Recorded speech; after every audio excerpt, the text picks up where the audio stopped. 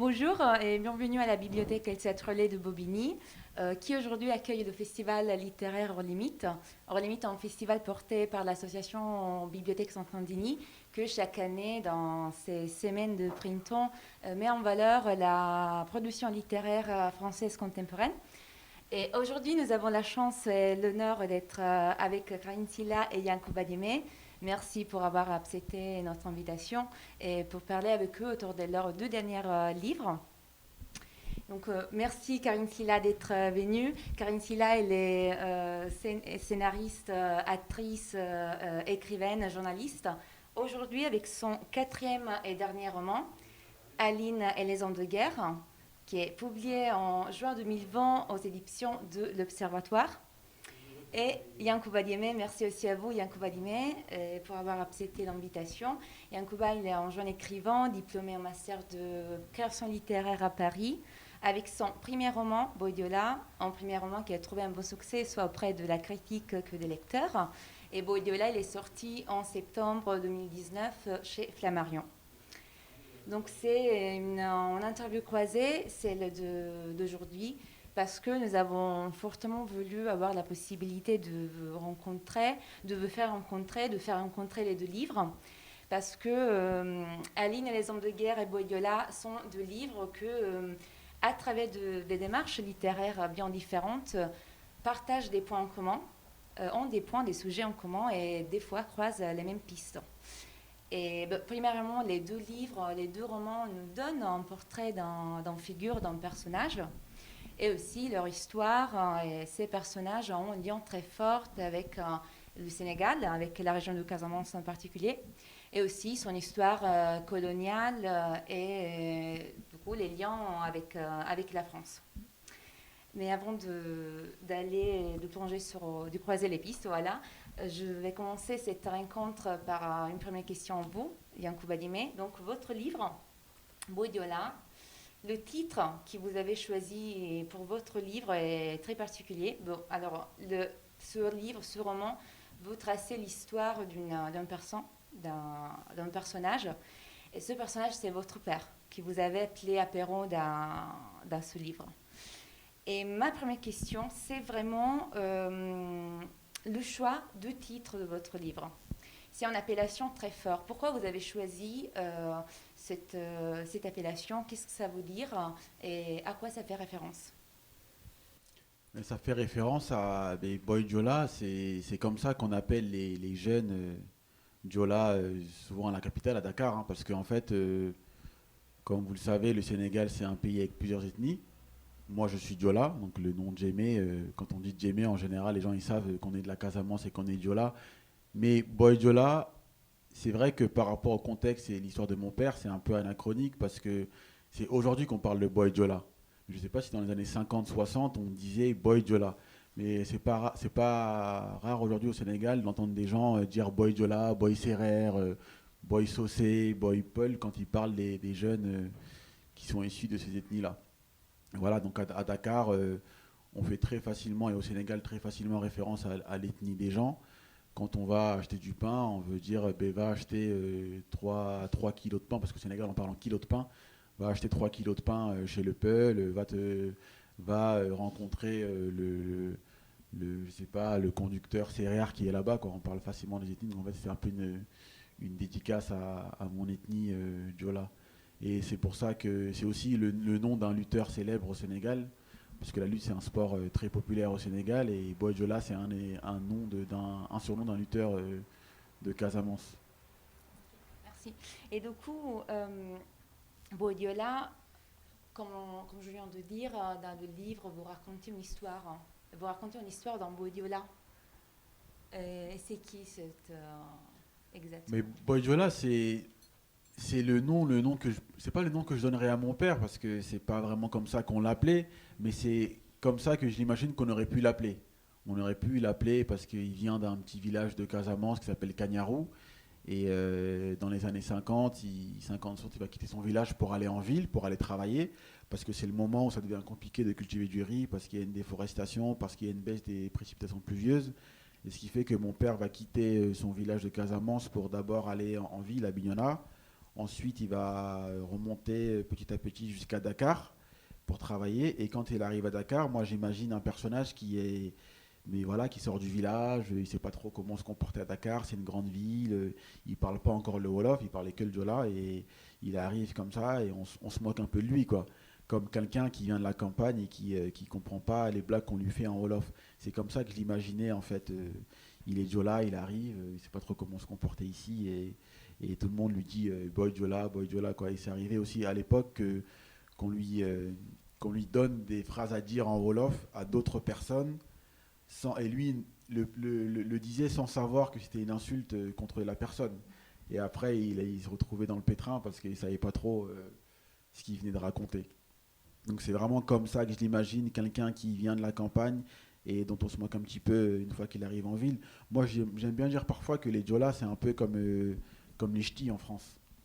En tout cas, moi, c'est comme ça que je le perçois. C'est une ethnie, ils viennent du sud du Sénégal, ils sont un peu réputés pour leur magie noire parfois, ils viennent de la forêt, ils ont un peu des cultures un peu mystiques. C'est comme ça que je le perçois en tout cas. Moi, quand je vais au Sénégal et que je dis aux gens que je vais en Casamance, et surtout à Dakar, ils sont là, genre, ah oui, la Casamance, ça a l'air beau, mais moi, j'irai pas trop déjà parce que c'est loin et qu'il faut traverser la Gambie, c'est dans la forêt, et les gens se méfient un peu des Diola en même temps qu'on les méprise, mais après, ça reste, il n'y a pas de, comment dire, il n'y a pas de conflit interethnique ou de racisme, hein, je parle pas de ça, je parle vraiment des réputations que chaque ethnie a. En tout cas, nous, les Diola, on est considérés comme des gens mystiques, et il faut un peu s'en méfier, quoi. Parce que c'est aussi par rapport à la religion Diola, quoi, au rite qui existe encore dans le bois sacré, aux fétiches. Donc voilà, Karine pourra en parler aussi. Alors justement, à ce propos, Karine Silla, donc le titre de votre roman, Aline et les hommes de guerre, de la même manière, mais dès le titre, présente dès le titre un personnage qui va être le personnage principal dont on va suivre le parcours, le destin dans votre roman. Je peux dévoiler le fait que c'est donc Aline Sitoé Diatta, qui est un personnage historique, une grande figure de la résistance à la colonisation française au Sénégal. Donc la première question, c'est déjà, est-ce que vous pouvez nous présenter plus avant Aline Sitoé Diatta? Bah déjà, en fait, par rapport voilà, au titre, c'est que Aline et les hommes de guerre, c'est Aline, un personnage de paix en opposition aux hommes qui font la guerre. Et en fait, quand on a choisi en fait, la photo sur la couverture, qui est la même photo qui est dans le bureau du maire de Ziguinchor, qui, en fait, à 100% au Sénégal et en Casamance, on certifie que c'est bien l'image et bien la personne d'Aline Sito, même sa fille. Et en fait, nous, en fait, on a dû mettre une petite légende parce que c'est une carte postale maintenant. Et en fait, c'était marqué comme il y a eu beaucoup d'erreurs comme ça au moment voilà, de la France où c'est marqué femme Wolof. Pas du tout. C'est vraiment bien Aline Sito Diatta. Et puis, voilà, pour moi, c'est un personnage mystique. Et pour rebondir sur ce que disait Yankuba, ils ont cette réputation au Sénégal où on se méfie comme ça, en fait, où on craint plutôt cette autorité parce qu'ils ont quelque chose. Mais on se dit toujours, quand on veut employer quelqu'un de confiance, on emploie un Diola. Et donc, il y a quelque chose aussi dans le rapport à la justice. Et il y a une chose qui résonne aussi très fort dans ce peuple, c'est un peuple qui est inaliénable. C'est un peuple qui a été même dans l'histoire, très compliqué de les capturer pour en faire des esclaves. Ils ont toujours été dans une résistance, mais qui, dans une résistance, en fait, ils sont, même dans leur ADN, ils sont, eux, d'une démocratie. C'est même le principe même de la démocratie. Il n'y a pas d'être supérieur, inférieur. Il n'y a pas de possibilité de... et donc, du coup, l'esclavage c'est impossible, en fait. Et donc, du coup, il y a quelque chose une fierté que je trouve que Aline affiche avec ce port de tête un peu insolent, la pipe à la bouche, qui représente bien dans cette photo ce que m'inspire le peuple Diola. Donc c'est un personnage de cette jeune femme est morte assez jeune. Son existence a été assez courte, mais en même temps c'est un personnage assez fascinant euh, d'une jeune femme qui s'est très vite émancipée, qui a exécuté des travaux de force qui sont. Elle a été docker sur le port de Ziguinchor et elle a surtout mené une résistance pacifique contre le système colonial français installé au Sénégal. Du coup, vous disiez que cette photographie qu'il y a sur la couverture, donc est bien une photographie attestant, authentifiée de Aline Sitoé Diatta. Vous disiez que cette photographie était dans le bureau du maire de Ziguinchor. Et dans le bureau du maire de Ziguinchor. Et dans le bureau du maire de Ziguinchor. Il y a aussi un bateau de transport de passagers qui est assez important, qui porte le nom d'Aline Sitoé Diatta. On vous se demandait du coup, est-ce qu'elle est très connue encore aujourd'hui au Sénégal En tout cas en France, on la connaît peu. On la connaît pas. Mais en fait, en France, c'est un peu normal parce qu'il y a eu une volonté et un devoir d'oubli, contrairement à un devoir de mémoire sur la colonisation.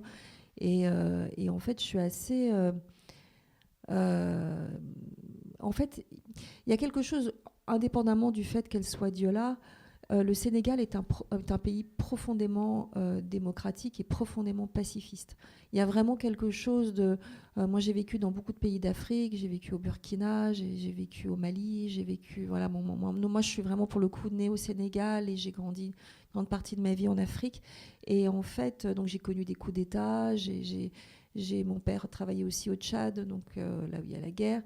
Et le Sénégal, même là, quand je vois pendant les élections là, avec le candidat, il y a des soulèvements comme ça au Sénégal, mais il y a quelque chose qui tout de suite redescend dans quelque chose de... Il y a une philosophie de la vie et une profonde volonté d'apaiser, vraiment. Contrairement à ce qu'il peut y avoir en Côte d'Ivoire, on a vécu au Gabon. Donc c'est des pays qui sont beaucoup plus... où il y a je ne vais pas dire plus de violence. En fait, moi, je voyais... et c'est quelque chose qui me bouleverse assez parce que moi, je pense être quelqu'un qui milite pour la paix. Et je suis... c'est quelque chose qui me bouleverse d'autant plus parce que quand on voit... je pense que la France n'a pas assez honoré le Sénégal et n'a pas assez reconnu malgré tout ce qu'ils ont vécu, malgré l'écrasement de l'identité par la France, malgré le fait qu'on puisse encore entendre aujourd'hui à des tables tout ce qu'on leur a apporté. Mais est-ce qu'on peut parler de tout ce que le Sénégal a apporté à la France? Est-ce qu'on peut parler est-ce qu'on leur a demandé cette espèce d'imposer comme ça une culture dite soi-disant supérieure à un peuple qui a des siècles et des siècles d'organisation extrêmement sophistiquée de la société, extrêmement sophistiquée humainement, dans un rapport à la nature, dans un rapport à leur propre identité. Je trouve qu'il est impossible de continuer à dire ce que la France a apporté au Sénégal. On parle du système de santé, on parle de ces choses-là, mais il faut savoir qu'il y avait des hôpitaux voilà, pour les locaux, des hôpitaux, il y avait un code qui séparait l'indigénat. Et ce que je veux dire, c'est que c'était vraiment un système qui a écrasé, et encore aujourd'hui, et je ne sais pas pendant combien d'années, on a extrêmement abîmé en tout cas les rapports, et je trouve que le Sénégal est un pays qui tend encore la main de façon pacifique à la France. Du coup, donc, on voulait savoir aussi, Yankouba, du coup, vous êtes né en France. Est-ce que vous connaissiez Aline Sitoé Diatta, ce personnage, et comment vous en avez fait la connaissance? Comment vous l'avez rencontrée? Moi, j'ai appris la connaissance de Aline Sitoé Diatta peut-être à l'âge de 20 ans. C'est pas quelqu'un dont mon père m'a souvent parlé quand j'étais petit, mais c'est que j'ai commencé à écrire ce livre, moi, Boy Diola, à peu près en 2009. Et quand j'ai commencé à écrire ce livre-là, j'ai forcément fait des recherches sur la culture Diola, sur les personnages, sur l'histoire des Diola. Et je suis tombé facilement sur l'histoire d'Aline Sitoé Diatta. Et c'est pas quelqu'un dont mon père me parlait souvent quand j'étais petit, hein, mais je pourrais lui poser la question de savoir s'il est au courant de l'existence d'Aline Sitoé Diatta. Forcément, il me dira que oui. Mais la Casamance, c'est une région petite et grande à la fois, parce que le monde Diola, donc, on le sépare en plusieurs régions. Nous, on est plus des Diola du Foni. C'est les Diola qui sont, entre guillemets, majoritaires, mais bon, ça ne veut rien dire, majoritaires. Et Aline, c'est plus le Diola Kassa, quoi. Vraiment le Diola qui pour nous, c'est des Diola un peu plus authentiques, parce qu'ils ont vraiment gardé une culture que les Diola Foni ont perdue, parce que par rapport à l'islamisation et par rapport au fait qu'ils se sont mélangés aux mandins qui ont dominé les Diola. Donc voilà, pour moi, voilà qui est Aline Sitoé Diatta, voilà le monde dont elle vient. Et son nom, c'est Diatta. Et déjà, pour un Djémé, un Diatta, c'est un peu un frère. Les Diatta sont proches des Djémés. Moi, j'ai des cousins au Sénégal, des amis, des voisins qui sont Diatta. Et quand ils me voient, ils me taquinent un peu. Ils me disent: ah ouais, t'es un Djémé, voilà quoi, on est un peu cousins à plaisanterie, on peut dire ça comme ça. Et certains vont jusqu'à dire aussi que les Diatta sont des Djémés et que les Djémés sont des Diatta. C'est un peu deux familles qui sont assez proches. Et Aline Sitoé Diatta, voilà, parfois on peut l'appeler la reine de Casamance, mais j'aime pas dire reine parce que justement, comme Karine l'a bien dit, il n'y a pas vraiment de hiérarchie ou de chef et dans le monde Diola. C'est comment je pourrais l'appeler?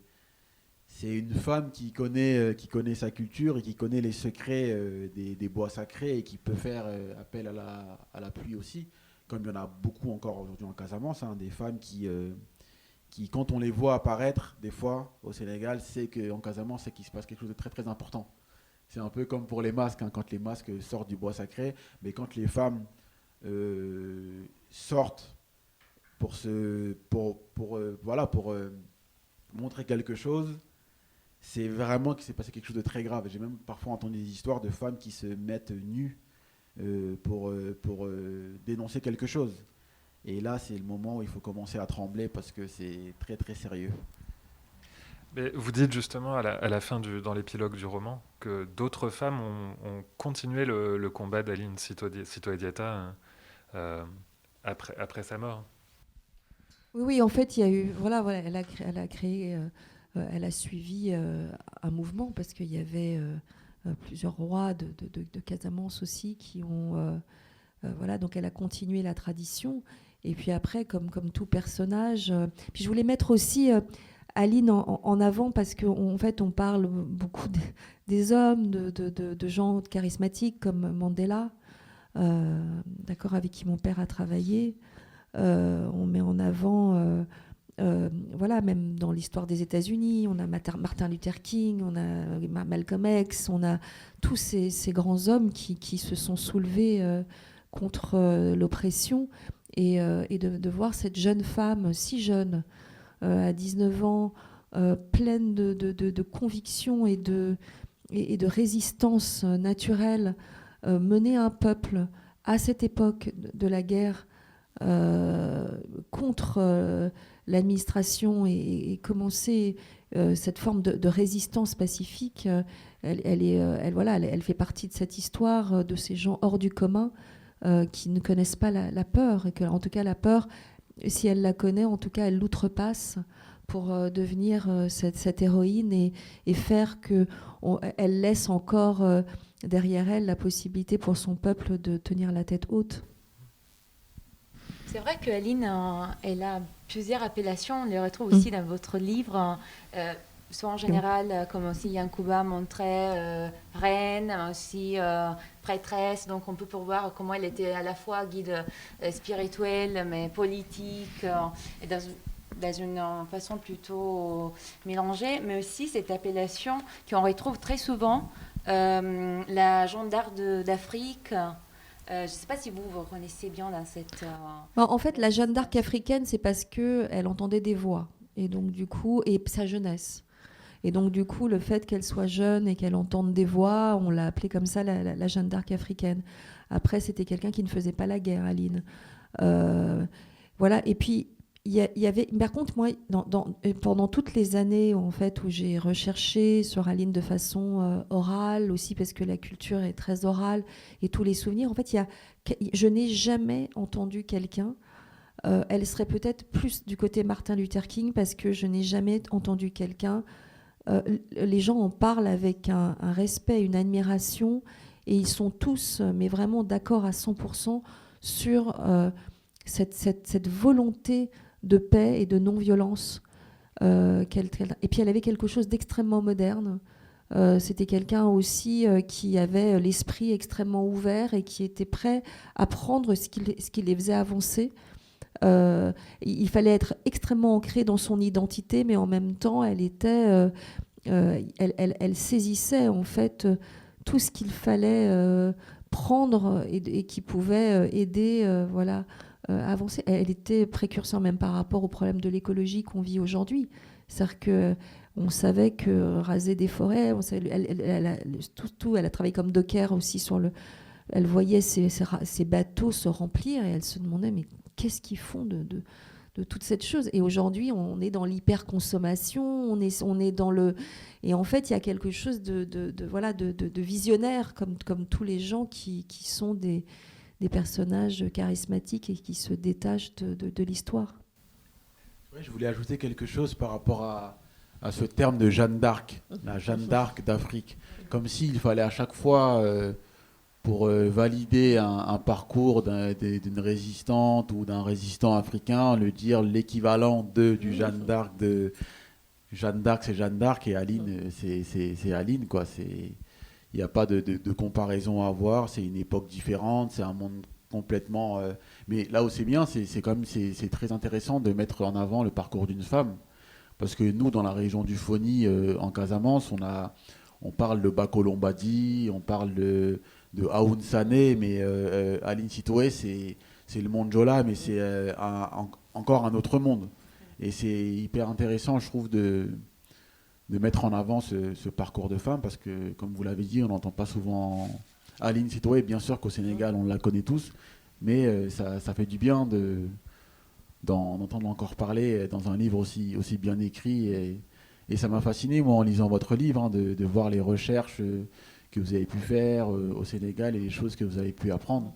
Moi, c'était un petit peu ma volonté quand j'ai écrit Boy Diola, c'était vraiment d'avoir un livre très documenté. J'ai eu plusieurs versions dans ma tête avant de poser la forme finale, mais au début, vraiment, je voulais m'approcher d'un livre qui aurait pu ressembler à celui-là. C'est-à-dire, j'ai lu beaucoup de thèses, de chercheurs sénégalais, j'ai posé beaucoup de questions aux anciens dans les villages, et j'ai pris beaucoup de notes pour finalement... avoir ce livre de quelques centaines de pages, et j'ai quand même beaucoup de lectures que j'ai pu faire avant de finir Boy Diola. Et oui, la culture du riz est importante chez les Diola, et Aline s'est opposée au fait qu'on voulait prendre les terres pour cultiver de l'arachide, alors que le Diola, c'est un riziculteur avant tout, et le riz est très très important dans la culture Diola. C'est quelque chose qui suit les gens de leur naissance à leur mort. Et nous, chez nous, on a toujours été habitués à manger du riz, même aujourd'hui. On ne peut pas concevoir une vie où on mangerait autre chose que du riz, c'est très important. Du riz, on peut manger du riz mélangé avec du lait et de la farine d'arachide le matin au petit-déj, et manger du riz en sauce le soir aussi. C'est vrai, c'est effectivement quelque chose qui est très présent dans les deux livres, ce rapport avec le riz. Vous, par exemple, il y a un moment dans votre livre où vous décrivez ce moment de famille, de préparation de riz, qui c'est même un rituel, c'est très très beau, et on ressent beaucoup la présence, ce rapport très fort et identitaire et culturel à cette culture. Mais moi, quand en 2012, j'ai été passer un an en Angleterre à l'université, et avant de mon départ, mon père, il m'a appris à faire du riz. Je savais en faire un peu avant, mais il m'a vraiment montré comment faire le riz, et il a toujours peur, même aujourd'hui, que je mange pas assez de riz. il demande toujours alors tu manges, parce que je vis plus avec mon père depuis 2 ans maintenant, et il m'appelle, il me demande alors tu manges toujours du riz, quoi. Il pose toujours la question. C'est intéressant. Et alors, du coup, vous parliez tous les deux d'un gros travail de documentation que vous aviez fait. Pour écrire sur la vie de quelqu'un, il faut à un moment se documenter sur cette vie et sur le cadre de cette vie, l'environnement. Mais aussi, il faut faire des choix, il faut sélectionner. Et du coup, on se demandait spécifiquement, pour commencer sur Boy Diola, on a l'impression que déjà dans le récit, vous mettez en scène le fait qu'il y a beaucoup de non-dits, c'est-à-dire que votre père a cherché à éviter de vous raconter certaines choses, certains épisodes de sa vie. Et du coup, on a l'impression que vous avez choisi un ordre volontairement non chronologique dans le récit de cette histoire. Et on se demandait quel a été le travail autour de cette structure du roman. Comment vous avez choisi d'agencer des éléments qui venaient du récit de votre père, mais qui venaient aussi de vos propres recherches ou de vos propres expériences. Le choix de cette écriture un peu fragmentée, comme ça, qui n'est pas chronologique, c'est pour rester fidèle à une vie que mon père a eue, et des choses que mon père me raconte, et qui font parfois, quand il raconte sa vie, en fait, il mélange les époques, où il se trompe sur des dates, parce que il dit qu'il est né en 44, mais lui-même sait très bien qu'il n'est pas né en 1944, parce que c'est une date qui lui a été attribuée peu avant son arrivée en France. Et il y a souvent un terme qu'il utilise pour dire le temps de avant-avant. Le temps de avant-avant, c'est un temps qu'on n'arrive pas trop à identifier, on ne sait pas trop à quelle époque ça fait référence, mais voilà, c'est le temps peut-être d'avant la colonisation, avant l'arrivée des Blancs, à l'époque où les Diola de son village cultivaient encore beaucoup le riz, contrairement à aujourd'hui où ils en cultivent, mais ils cultivent aussi beaucoup plus d'arachides que de riz. Et donc voilà, c'est le temps de avant-avant, c'est le temps avant aussi l'arrivée de l'islam dans le village de mon père, parce qu'ils sont animistes avant tout. Et pendant son enfance, mon père a à la fois mangé du porc, vu ses parents boire du vin de palme, mais il a aussi vu ses parents, ses oncles aller à la mosquée pour faire la prière, quoi. Pas la mosquée, parce que bon, il n'y avait pas encore de mosquée comme aujourd'hui dans le village, mais c'était des prières dans les petites maisons où les gens apprenaient le Coran. Donc le chapitre, en fait, les chapitres comme ça qui ne sont pas chronologiques, pour moi, c'est aussi parce que quand on raconte une vie, parfois on ne commence pas forcément par le début. Ça, c'est quelque chose d'assez artificiel. Parfois, les gens vont raconter leur vie, ils commencent par leur naissance. Voilà, je suis né en telle année, j'ai vécu telle chose et telle chose avant d'arriver là où je suis. Alors que mon père, quand il raconte sa vie, il la raconte par chapitre et pas par époque. C'est plus un découpage en chapitres, c'est-à-dire qu'il va me parler de ses années à Citroën, quand il travaillait à l'usine d'Aulnay-sous-Bois pendant 14 années.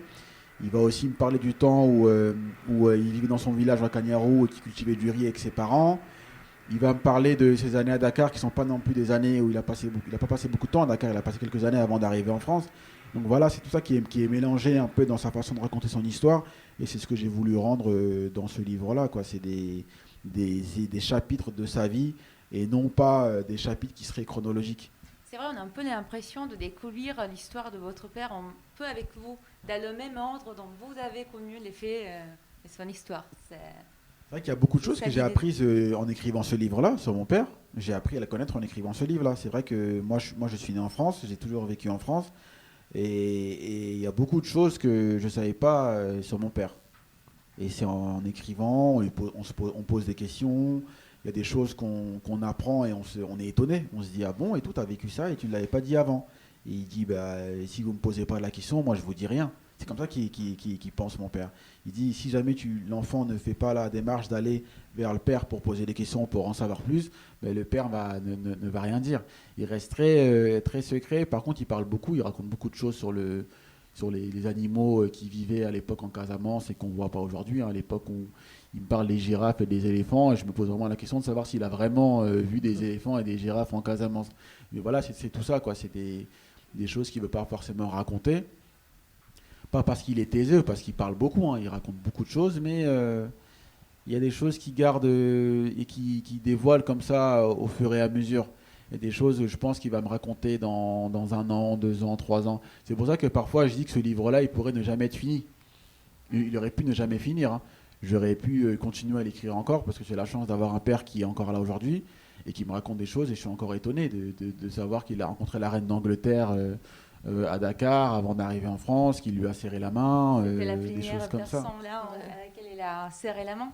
Exactement, c'est la première personne blanche à qui il a serré la main, et parce qu'il avait un ami qui travaillait à l'ambassade d'Angleterre à Dakar, et mon père l'a suivi comme ça à un moment où la reine d'Angleterre était venue à Dakar pour poser la première pierre de l'Institut britannique de Dakar.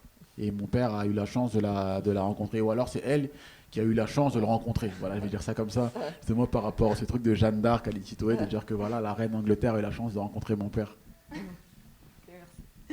Et du coup, je reste sur cet argument de la structure interne de roman, mais par une question à vous, Karine Silla.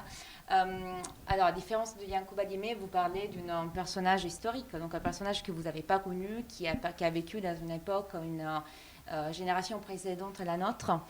Et votre livre a quand même un plan historique très important. Déjà, il commence avec le début de la colonisation, donc l'arrivée des Portugais. En plus, cette partie du livre vraiment très très belle. J'ai beaucoup aimé ces plans en contraposition qui donnent des images très cinématographiques. Mais après, ça continue jusqu'à la fin du livre. Vous citez, vous parlez, vous faites des références à des faits historiques comme la conférence de Berlin, l'attaque de Dakar, mais aussi des personnages Charles de Gaulle, Boisson, etc. Et du coup, ma question est comment vous avez travaillé pour construire ce plan historique? Avec quels critères, quel but vous avez sélectionné les éléments insérés dans ce paysage historique qui entoure Aline? Écoutez, en fait, je pense que j'ai une chose en commun, peut-être avec Yacouba, c'est le rapport au père. Parce qu'il y a une longue recherche, d'abord une recherche intime, déjà, parce que moi, comme je le dis dans le livre, j'ai la chance d'avoir eu 2 pères. Un père qui m'a donné des ancêtres Diola et un père Wolof qui m'a élevé. Et dans ces 2 pères-là, qui sont vraiment un peu le centre de ma vie, parce que mon père, celui qui m'a élevé, était déjà professeur. Donc je suis déjà l'enfant d'un professeur.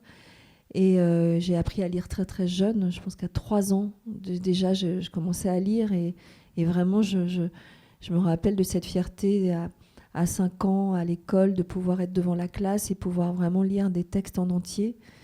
Et donc, du coup, d'avoir un père à chaque fois qu'on faisait des voyages à l'intérieur de l'Afrique, où mon père, on habitait au Brésil, on habitait aussi dans pas mal d'endroits. Mon père nous demandait à chaque fois de faire des rendus, un peu comme des journaux sur la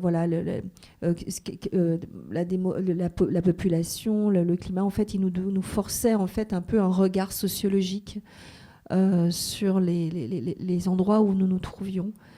Et donc du coup, je pense que je suis quelqu'un de scolaire depuis très très longtemps. En tout cas, mon père j'ai jamais vu mon père sans un livre ou un stylo à la main, qui a eu un parcours, une vie courte parce que il est mort jeune. Mais entre les 16 ans et demi, 17 ans où il a quitté le Sénégal et les 54 ans où il est mort, il a eu le temps de devenir docteur en sociologie, ethnologie, travailler en tant qu'ambassadeur. C'est un parcours intellectuel extraordinaire. Et donc, du coup, moi, j'ai cette relation très proche, intellectuelle, avec mon père. On a grandi beaucoup, très amis. Il était très ami avec ce grand auteur sénégalais qui s'appelle Cheikh Hamidou Kane, qui est le père de mon ami d'enfance. Et donc, j'ai grandi aussi avec... il connaissait bien Senghor, avec des intellectuels qui ont repris la tête de leur pays. Et donc, et comme je disais, il a travaillé aussi avec Mandela. Et donc, du coup, moi, j'ai grandi avec des hommes qui voulaient reprendre l'Afrique aux Africains. Et donc, du coup, j'ai l'impression que ce livre est aussi le trajet entier d'une vie de discussion, de connaissances. Moi, j'ai pas mal de mémoire. Donc, je pense même qu'un jour j'ai appris le terme que j'étais même hypermnésique, donc j'arrive vraiment à retenir l'histoire et ce qu'on me raconte de façon extrêmement précise. Et donc, du coup, j'avais ce long travail. Après, mon père a fait sa thèse sur les différentes ethnies au Sénégal. Et ce qui m'intéresse, moi, en fait, c'est l'être humain. Et donc, j'ai commencé, en fait, pas de façon chronologique, parce qu'en fait, j'ai commencé vraiment par le milieu du livre. Et après, ça va toujours vers l'infini. C'est-à-dire que je me disais, oui, mais si c'était ça, c'était comme si, c'était comme ça, mais où commence le monde? Et donc, du coup, en fait, il se trouve que, comme lui, j'ai commencé au XVe siècle, mais j'aurais pu commencer l'histoire des Amazones, j'aurais pu commencer tellement loin, comme les Diola le font, en englobant les ancêtres. Et à un moment donné, il fallait bien que j'arrête cette chose. C'est comme quelque chose d'étourdissant de ce qui nous détermine. C'est pour ça que je commence le livre sur le fait qu'on est un écho du début de l'humanité, des hommes des cavernes. Donc du coup, en fait, j'ai voulu, même avec ce début du livre, de voir, voilà, puis moi j'aime essayer de voir la bonté chez les gens. Aussi, elle m'intéresse plus que la haine. Et donc, du coup, même les explorateurs qui sont arrivés sur la côte de Casamance, il y en avait sur les bateaux qui ont fait des choses extraordinaires, qui ont découvert le monde, qui ont eu l'appel et qui n'étaient pas forcément tous des conquérants, des esclavagistes et tout ça. Et donc, j'ai voulu, voilà, trouver aussi les pépites humaines sur ce trajet et de trouver ceux qui étaient des soldats de la paix depuis le départ et qui avaient un effet miroir avec Aline. Et voilà, donc c'était et puis après, même jusqu'à De Gaulle, Boisson, j'ai essayé de comprendre qui étaient ces êtres humains derrière ce De Gaulle et ces gens qu'on entend depuis tellement longtemps. Pourquoi cette grande taille? Quel était l'effet de cette grande taille sur lui? Quel était l'effet de... Voilà, donc du coup, c'était d'aller vraiment à la rencontre des êtres humains. Jean, pour moi, est un hommage à Malraux. J'ai rencontré... Sartre a dit des choses très, très importantes sur la colonisation. Il a été à l'origine d'une revue à Dakar, où il s'est associé avec vraiment des grandes figures africaines. Et donc, du coup, tout ça, le mélange aussi de la culture... m'intéresse et l'amitié France-Afrique est quelque chose qui peut-être le fait d'être moitié blanche, moitié noire et d'une mère blanche catholique, d'un père noir musulman d'origine Diola. En fait, tout ça me dit que s'il n'y a pas de possibilité de rencontre, voilà, je sais pas comment. C'est vrai, Voilà. vous nous parlez très bien au début du livre, la recherche de ce mariage entre une culture africaine et française dont vous reconnaissez. Oui, et puis mon père m'a dit, le métissage n'existe pas, m'a dit toute petite, il m'a dit on choisit sa culture. Et donc du coup, c'est vrai que moi je suis née en Afrique et donc du coup je m'identifie beaucoup à l'Afrique et je me sens vraiment africaine, quoi. Je me sens, voilà, j'adore la France comme pays d'adoption et j'ai adoré mon grand-père et tout ça. Mais moi, ma mère, elle a quitté la France à 20 ans. Et donc, du coup, moi, je suis arrivée en France, j'avais 24-25 ans. Donc, je connais pas... voilà, je suis venue en vacances, mais je suis vraiment très, très proche de la culture africaine plus. Du coup, on reste sur l'argument de la culture. Et on vous a demandé de lire des extraits, donc des pages des livres, pour montrer... comment vous avez voulu mettre en valeur certains aspects, certains principes de la culture Diola à travers vos personnages et vos histoires. Du coup, je vous laisse les micros et je vous laisse faire cette lecture miroir. Je ne sais pas qui veut commencer. Oui, je vais commencer. Oh, ok. La Peugeot se ferait un chemin dans la forêt et zigzague pour éviter les trous gorgés d'eau. Aux abords de Bindago, des garçons vêtus de maillots de foot trop grands tirent des ânes chargés de charbon. Avec un fouet, ils caressent à intervalles réguliers le cuir des bêtes. Les ânes, cependant, ne changent rien à leur allure paresseuse, malgré les menaces. Atcha, atcha. Apéro espère voir un jour ces garçons maîtriser aussi bien le kajendo que la cravache. Ils deviendront cultivateurs comme père et mère, des riziculteurs et des patrons de l'arachide. Une fois passé Boutoleute, la forêt s'obscurcit. Des militaires rôdent. Ils ont pour mission d'empêcher la coupe du bois et de guetter les mouvements rebelles. Le chauffeur leur fait un salut, il répète doucement « Mes respects, mes respects ».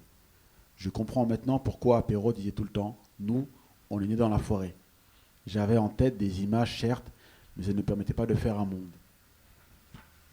Et puis ces images, je les avais construites à partir de la télévision. Elles étaient fausses. Ça veut dire quoi naître et grandir dans la forêt pour moi qui n'avais qu'à de rares occasions quitté le ciment des banlieues parisiennes.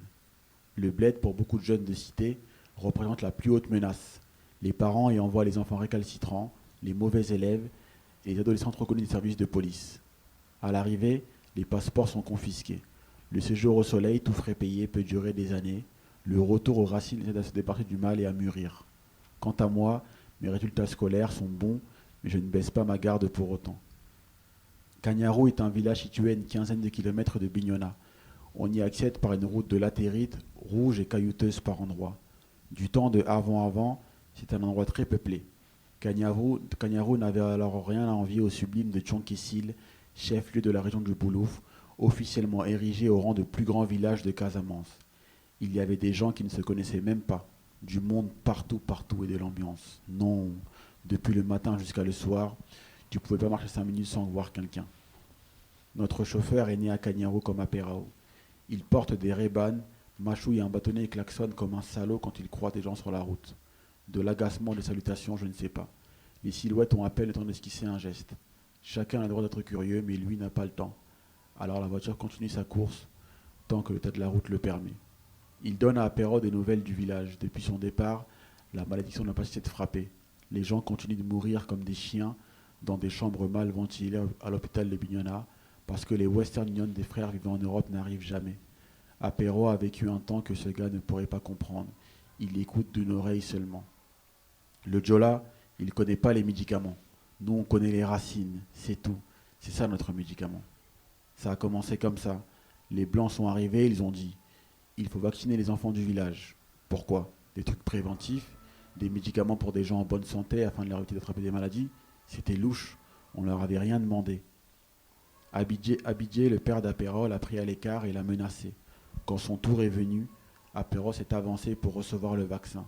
Ensuite, il a couru dans les bois, il a frotté un citron sur son bras pour en expulser le liquide, comme son père le lui avait expliqué. Après cette première piqûre, il a toujours refusé les suivantes. En France, à l'usine, à chaque visite médicale, il refusait catégoriquement les vaccins. L'aiguille, ça ne rentre pas dans mon corps. Mais moi, quand je veux l'imiter en jouant dur dans le cabinet médical, il me prévient. Toi, tu ne peux pas faire ça. T'es né ici. C'est pas le même sang. Je ne connais pas son âge. Apéro a l'air d'avoir vécu 400 ans. Comment peut-il avoir vécu à la fois l'époque où l'on faisait griller la viande de cochon et celle de l'école coranique, l'époque des accouchements dans la forêt et celle des premiers dispensaires? Les souvenirs d'Apéro et les récits des Konifanao se confondent en une seule et même histoire, comme une contribution à la mémoire collective. Du fait de leur grand âge, les Konifanao étaient considérés comme des sages et leurs paroles ne troublaient pas l'apaisement des arbres. Après des recherches approfondies et avec de la rigueur, je suis en mesure d'établir une chronologie. Le temps de avant, c'est celui qui échappe à la datation. Il trouve sa raison d'être dans l'oubli. Merci. C'est du début de la page jusqu'à... Oui. Alors, au 4e matin de mon retour, je suis réveillée par le chant du coq, ce charmant coq qui ne se décourage pas de chanter dans cette brume grise et bleue des matins sans nuages. Je fais ma toilette, mange ma crème de riz et demande à un cousin de réunir le village après leur journée au champ. Il est un temps de préparer une cérémonie pour la pluie. Je passe la journée dans la forêt, les bras levés vers le ciel. J'implore l'univers de nous venir en aide. Les arbres sont nos messagers, nos guides. Ils nous écoutent, mais il faut pouvoir parler leur langage.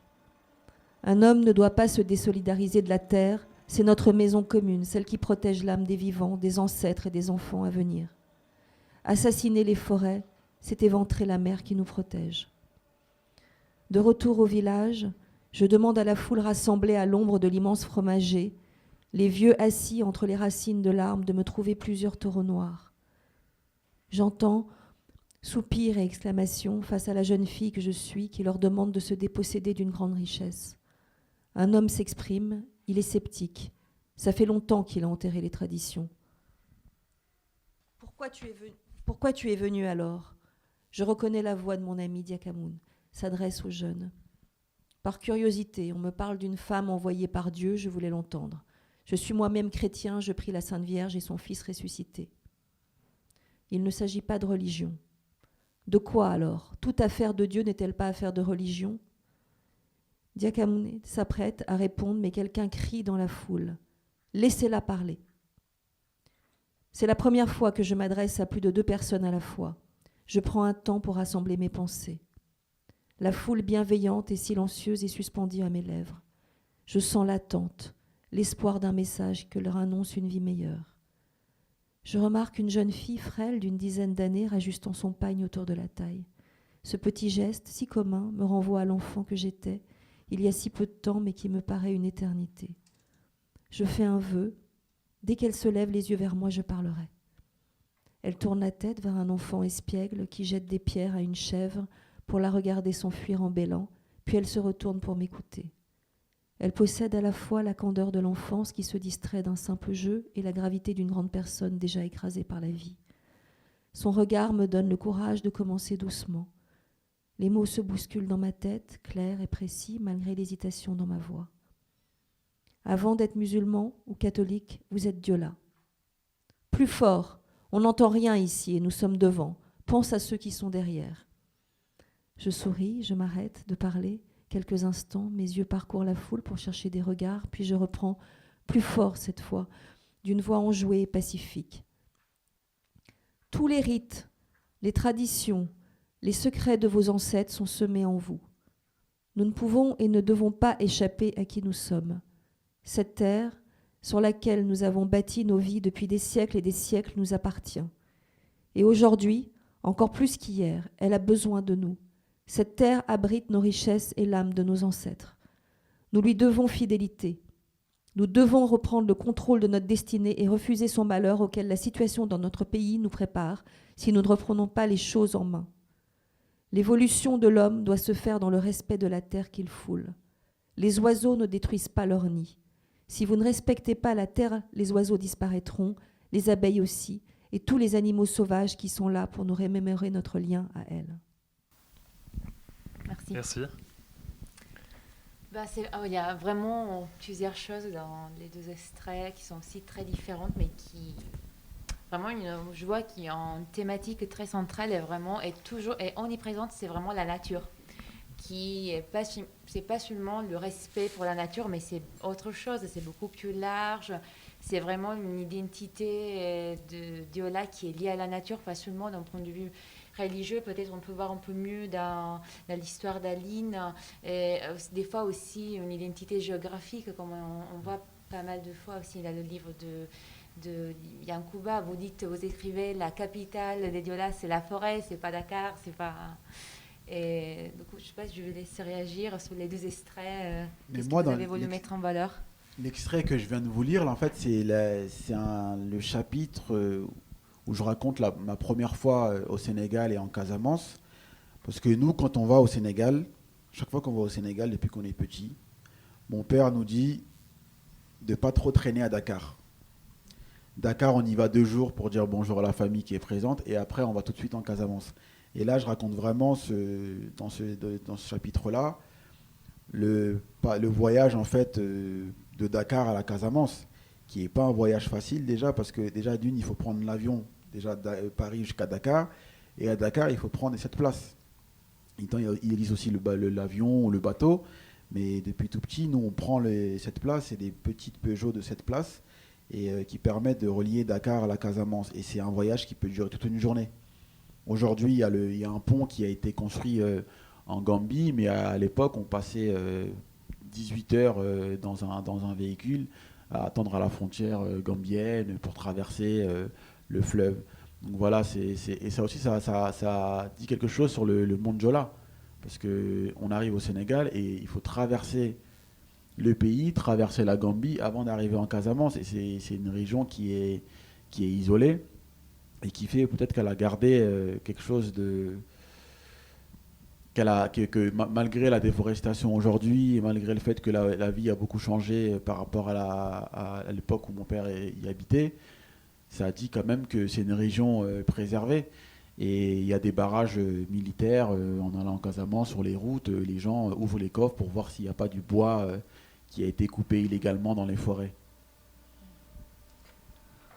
Oui, voilà. Puis après, moi, dans le rapport à la nature, je suis toujours étonnée quand on parle de protéger l'environnement.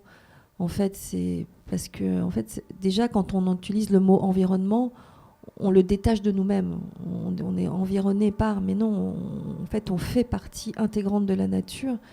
Et en fait, c'est ce qu'il y a de, voilà, dans l'extrait que je viens de lire, c'est-à-dire qu'on est, voilà, les arbres et la terre qu'on foule fait partie de qui nous sommes.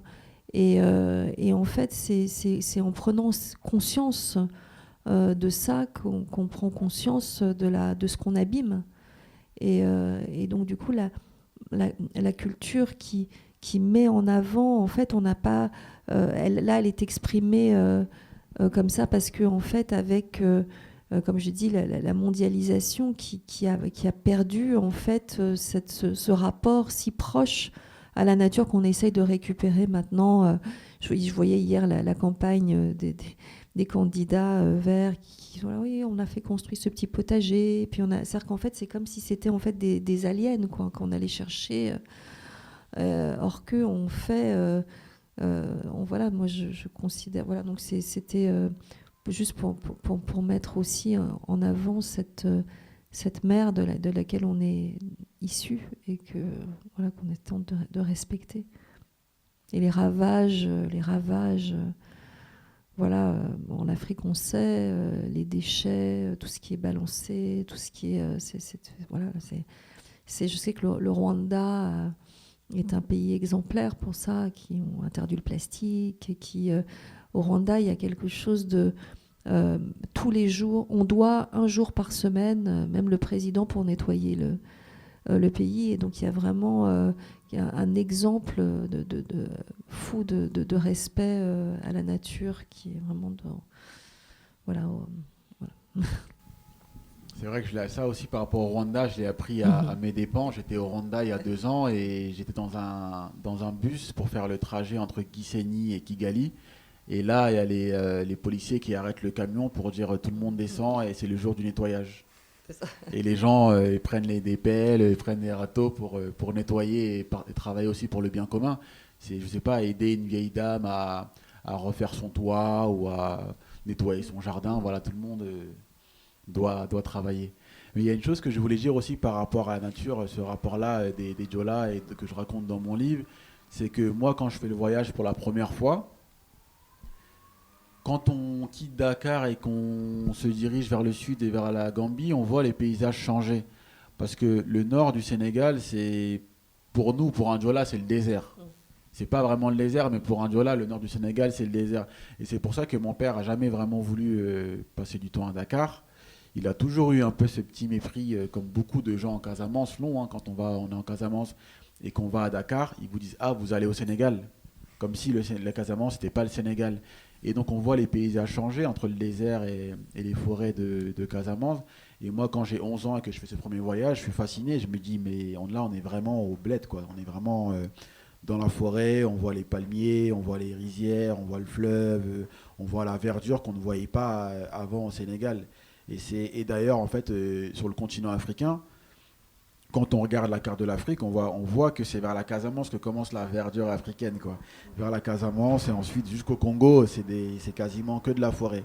Il y a beaucoup de végétation et beaucoup de verdure. Et moi, ça m'a toujours aussi fasciné, hein. Et comme je suis né en banlieue et que j'ai toujours vécu en banlieue, il y avait un peu ce rapport bizarre de se dire ah ouais, on va au bled et en plus on va dans la forêt, quoi. Et le bled, ça nous faisait un peu peur à l'époque parce qu'on racontait beaucoup de choses sur le Sénégal.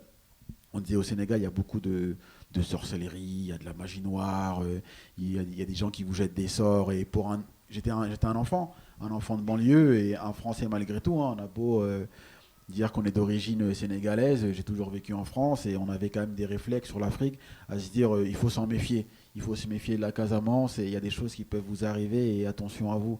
Et c'est ce que je raconte aussi, c'est que moi j'ai 2 frères qui ont fait des conneries en France et qu'ils ont été passer 1 an au Sénégal et pour eux c'était une punition. Quand vous demandez à tous les enfants, je pense que vous devez en avoir ici à Bobigny, dans le quartier, des jeunes qui viennent à la médiathèque. Si vous leur posez la question de savoir c'est quoi qui leur fait le plus peur, ils vous diraient c'est d'être envoyé au bled par les parents.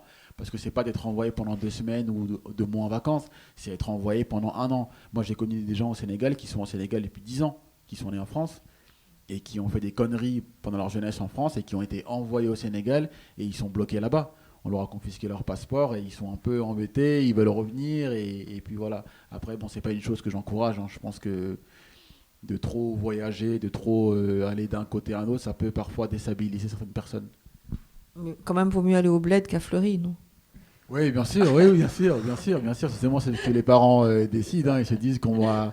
Et d'ailleurs, il y a aussi des gens qui vivent à Dakar, Oui. des cousins à moi qui sont à Dakar, des Diola qui vivent à Dakar, qui ont grandi à Dakar, et les parents les envoient en Casamance pour apprendre à cultiver le riz, parce qu'ils disent, t'es à Dakar, tu fais du rap. D'ailleurs, le rap, pour eux, c'est quelque chose de... Pour les anciens, hein, c'est...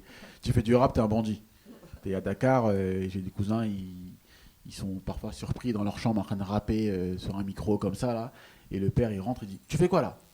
Tu vas aller en Casamance, toi. Et puis après, il envoie l'enfant en Casamance et ça lui permet d'apprendre la langue et de renouer un peu avec ses racines parce que qu'on soit en France ou à Dakar, c'est pareil. Les gens sont aussi déracinés. Ils se moquent de nous parfois en disant que nous, on est déracinés parce qu'on a oublié la langue diola et qu'on a oublié plein de choses. Mais beaucoup de gens aussi qui ont grandi à Dakar, ils sont déracinés. Il y en a qui connaissent même pas qui connaissent pas trop la Casamance. Je pense qu'à mon avis, sans vouloir me vanter, peut-être que Karine et moi, on connaît mieux la Casamance que certains Diola qui sont à Dakar.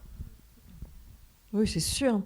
Mais même, je disais, j'avais fait une interview avec un journaliste vraiment qui fait des très très belles émissions comme ça au Sénégal. Et il me disait, mais tu m'as tellement appris sur mon pays. Et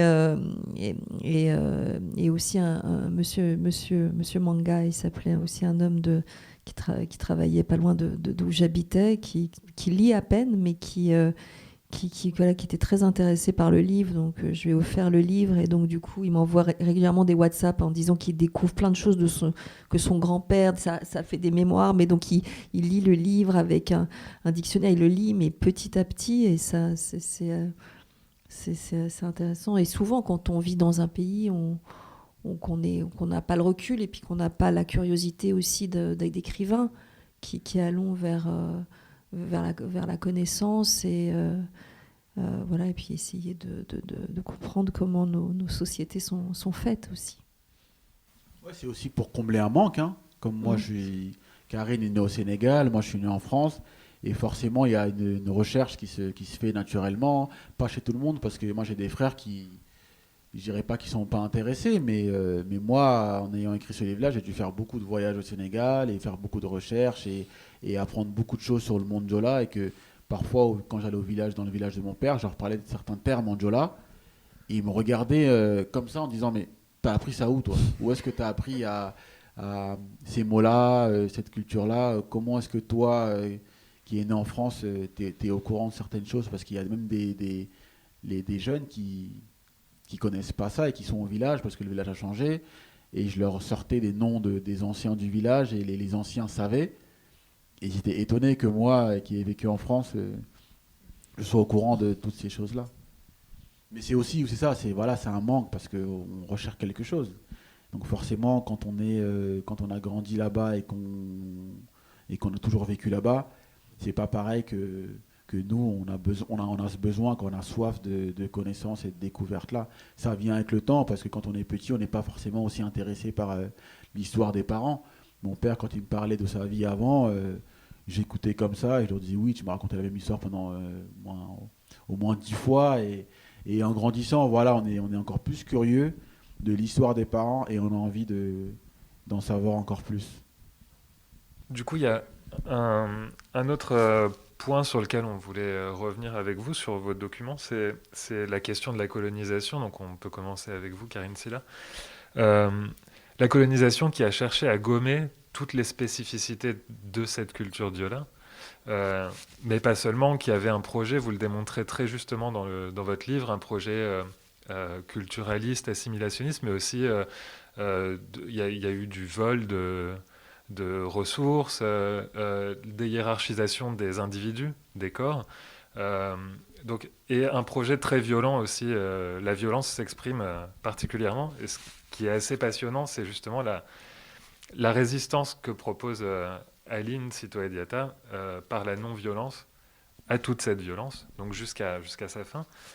Et du coup, on voulait reprendre avec vous, alors peut-être en vous proposant de lire un petit passage sur un passage sur le système d'un impôt qui a été mis en place et qui est un impôt qui est tellement élevé que qui vise à affamer les populations et surtout à justifier l'usage de la violence. Et donc, on vous laisse déjà lire cet extrait. Depuis combien de temps les ballons des enfants avaient-ils quitté le village ? Il leva la tête vers l'horizon. Les champs étaient vastes, la grande forêt avait diminué depuis que les Européens avaient rasé les arbres pour planter de l'arachide. Il restait encore quelques centaines de mètres pour arriver chez lui. Il savait très bien que la terre, selon la tradition diola, ne lui appartenait pas et qu'il devait la rendre s'il n'en avait plus l'utilité. Il travaillait des heures interminables, 7 jours sur 7, mais les fins de mois restaient précaires. Depuis plusieurs mois, il ne parvenait pas à payer l'impôt obligatoire.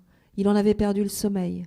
Pendant des nuits entières, se retournant seul sur sa couche, appréhendant la peur au ventre, les passages menaçants des soldats, de plus en plus nombreux, de plus en plus pressants.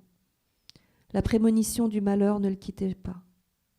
Il avait beau chercher une solution, additionner les quantités, soustraire l'impôt obligatoire, éliminer le jour de repos sacré chez les diolas, multiplier les heures de travail, mais à part se laisser mourir de faim, il n'y en avait pas.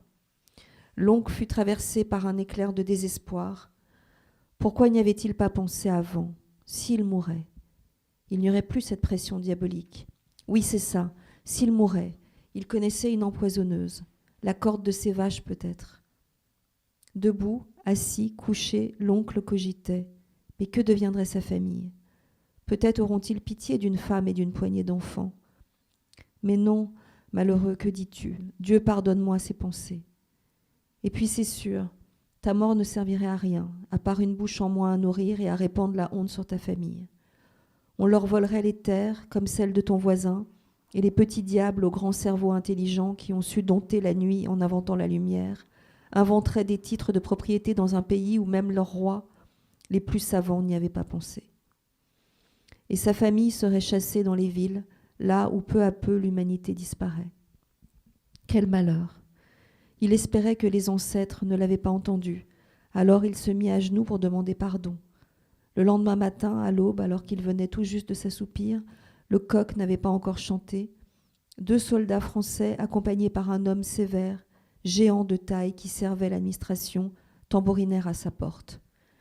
Il se leva d'un coup, le front en sueur, les mains tremblantes. Il savait sa bourse vide et ses hommes l'avaient prévenu, il ne lui accorderait plus de délai. Il tenta de ne pas faire de bruit pour ne pas réveiller la maisonnée, qui dormait au sol dans la pièce voisine, les uns serrés contre les autres, et se dirigea vers la porte. Aline entendit les aboiements des hommes en colère qui couvraient ceux des chiens sauvages. Silence, puis les quelques mots paniqués de son oncle, l'affolement des poules, et puis encore plus rien, à part ce silence inquiétant, comme si toute la nature était suspendue au sort de son oncle. Elle se leva pour regarder à travers les fentes de la porte. Le géant blanc, au crâne dégarni, était furieux, le visage dégoulinant de sueur, déformé par la chaleur. Où étaient passés tous ses cheveux ? L'oiseau les avait-il mangés ? Aline, pendant un court instant, regardait les feuilles de l'arbre se refléter dans le crâne lisse et rose de cet homme aux gros doigts ronds, boudiné, serrant son carnet de comptes. L'oncle paraissait tout petit devant la masse du géant et terriblement nu face aux soldats aux tenues impeccables et fusils en bandoulière. Las, les épaules avachies, il se défendait, marmonnant des excuses inaudibles, qu'Aline, malgré la distance qui les séparait, était seule à comprendre parce qu'elle avait entendu son oncle parler tout haut la nuit et pleurer de désespoir.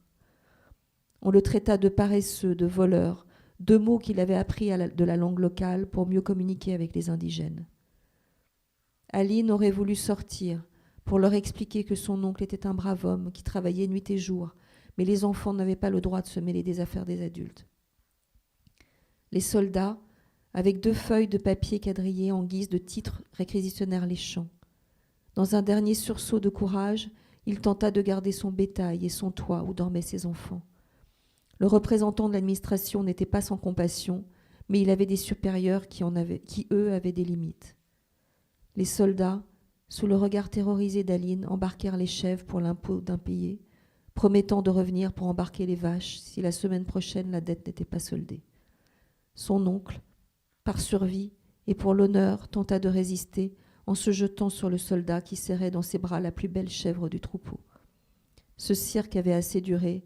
On le frappa à coups de crosse, le sang gicla de son arcade sourcilière, imprégnant la terre d'un liquide visqueux.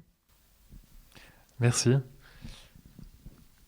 Alors, du coup, on a trouvé qu'il y avait quelque chose de très intéressant dans votre livre, mais qui rejoint aussi le travail qu'après Yankuba a fait, qui est que vous décrivez le phénomène de la colonisation dans un temps long déjà, de la colonisation du Sénégal, mais surtout, vous l'inscrivez du point de vue des personnes qui, à un moment, en sont les victimes. Et du coup, ça change complètement le regard qu'on a, ne serait-ce que par les personnages historiques que vous convoquez. On parlait tout à l'heure de Gaulle ou d'autres personnages historiques, mais il y a aussi, par exemple, dans le récit de Diamakhoune, la princesse Néanda, dont vous pouvez peut-être nous parler, qui est une figure de la résistance qui est une reine à l'oppression anglaise. Qui s'est soulevée contre les Anglais et qui est partie dans une bataille, qui en fait, elle avait, je ne vais pas rentrer dans toute l'histoire de Néanda, mais en tout cas, quand elle a fini par, elle a été arrêtée à la fin, capitulée, condamnée à mort, et en fait, on disait à chaque fois que la corde se cassait, et il y avait quelque chose de tellement vaillant dans sa bataille, et son courage s'est transmis comme ça dans ce peuple, et on dit qu'elle était immortelle, que son âme continuait à passer entre les animaux, puis elle retrouvait quelqu'un d'autre, et donc peut-être que Aline, je me disais dans tous ces contes, est-ce qu'elle s'est identifiée à ces personnages extraordinaires de l'histoire africaine, et en fait moi c'est ça qui m'intéressait, parce que quand on parle de choses en général, on parle toujours des grandes lignes de la colonisation, de ces grandes missions, même le mot la colonisation, est-ce que les gens, moi je sais que même par exemple les Français, les gens qui sont allés à l'école en France, des gens érudits qui ont fait des grandes études, ne connaissaient pas cette histoire. Et en fait, donc du coup, on en a toujours parlé avec des termes généraux. Mais moi, ce qui m'intéresse, c'est l'être humain, l'individu. Est-ce qu'on s'est penché sur l'individu? Est-ce qu'on s'est penché sur le quotidien de qu'est-ce qu'était la colonisation au-delà de cette mission? Donc on lui a donné pour pouvoir en trouver de la noblesse, on en parle comme ça, comme je dis, avec des grandes missions où l'être humain est totalement sacrifié par leurs ambitions.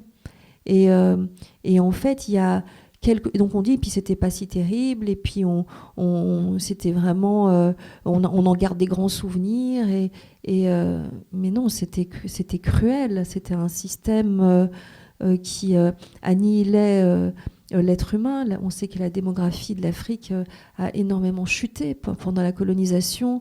Il y avait un abus au-delà d'un abus de pouvoir, mais quelque chose qui continue à rester même dans la perception. Moi, franchement, j'ai parlé avec des gens, mais que je pense intelligents et qui continuent aujourd'hui, et c'est pas honteux. C'est-à-dire, par exemple, quand il y a eu le nazisme, les Allemands avaient honte, ils baissaient les yeux. En France, on baisse pas les yeux devant la colonisation. On se dit pas, on est beaucoup plus empli, et moi je pense que c'est parce que c'est un devoir qui n'a pas été fait à l'école. Il n'a pas été fait à l'école, donc on ne sait pas de quoi on parle. Et donc ça, c'était le travail qui m'était très très important, au-delà du travail historique, c'était le travail quotidien, de savoir comment on démolit une identité vraiment au quotidien, et comment on se une race peut se proclamer comme ça, supérieure à une autre.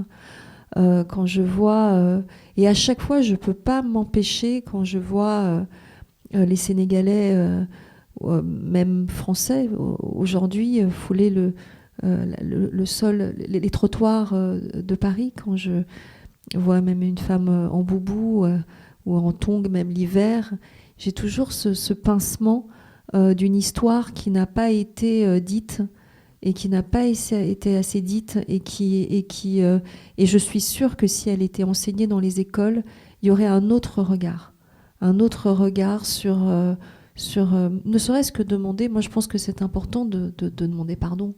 Et il suffit pas moi, je suis pas dans une revendication permanente et il faut aller vers l'avant et tout ça, mais pour aller vers l'avant, c'est aussi pas mal de demander pardon. Et du coup, une des conséquences de ces confiscations ou de cette colonisation, en particulier la confiscation du riz, c'est que les épisodes de sécheresse, il n'y a plus de réserve de nourriture pour les épisodes de sécheresse et du coup les gens sont obligés de s'en aller. Une partie du parcours d'Aline, c'est celui-ci. Oui, ils montent vers les villes. C'est ça. Ils montent, ils cherchent du travail, donc ils montent vers les villes. Donc du coup, ils délaissent. Et puis les terres ont beaucoup, entre la guerre, entre l'enrôlement des soldats, entre le travail forcé, tout ça, ils ont perdu énormément d'hommes. Et donc la place est aussi plus libre pour les administrateurs. Et donc du coup, parce qu'il y a deux guerres quand même très proches où les hommes sont réquisitionnés. Donc c'est vraiment voilà. Je sais pas si... Il y a la guerre, il y a aussi l'éducation et l'école. Oui. L'école qui arrive, l'école des Blancs qui arrive dans les villages et qui fait qu'un enfant par famille est autorisé à aller à l'école. Et c'était le cas de mon père, il n'a pas été à l'école, il n'a pas appris à lire et à écrire. Mais par contre, son petit frère a été dans un village chrétien pour suivre les cours, pour aller à l'école. Et en fait, moi, ce que je raconte dans mon livre, dans un chapitre, c'est que les anciens du village, quand ils laissaient leurs enfants aller à l'école, ils ne le faisaient pas avec enthousiasme. Ils étaient un petit peu forcés. Et de l'autre côté aussi, ils se demandaient mais qu'est-ce que les Blancs vont pouvoir nous apprendre sur notre monde dans lequel on vit, quoi. Est-ce qu'il s'agit d'apprendre qui est Jeanne d'Arc à l'école ou est-ce que c'est pour leur apprendre des choses qu'ils savent déjà finalement. Et mon oncle a été à l'école, il a appris à lire et à écrire. Et mon père l'accompagnait le matin sur son vélo pour que le petit puisse suivre les cours. Et il lui disait malgré tout que voilà, le monde a changé maintenant. Le monde dans lequel on vit, c'est pas le monde dans lequel nos parents ont grandi. Et peut-être que ça va nous apporter quelque chose parce que le monde là dans lequel on a vécu est terminé. Les parents disaient le monde dans lequel on a vécu, nous, est fini. C'est à vous maintenant de reprendre la relève et d'aller de l'avant pour nous aider justement à nous défendre par rapport avec votre éducation, l'école, vous allez pouvoir nous apprendre des choses.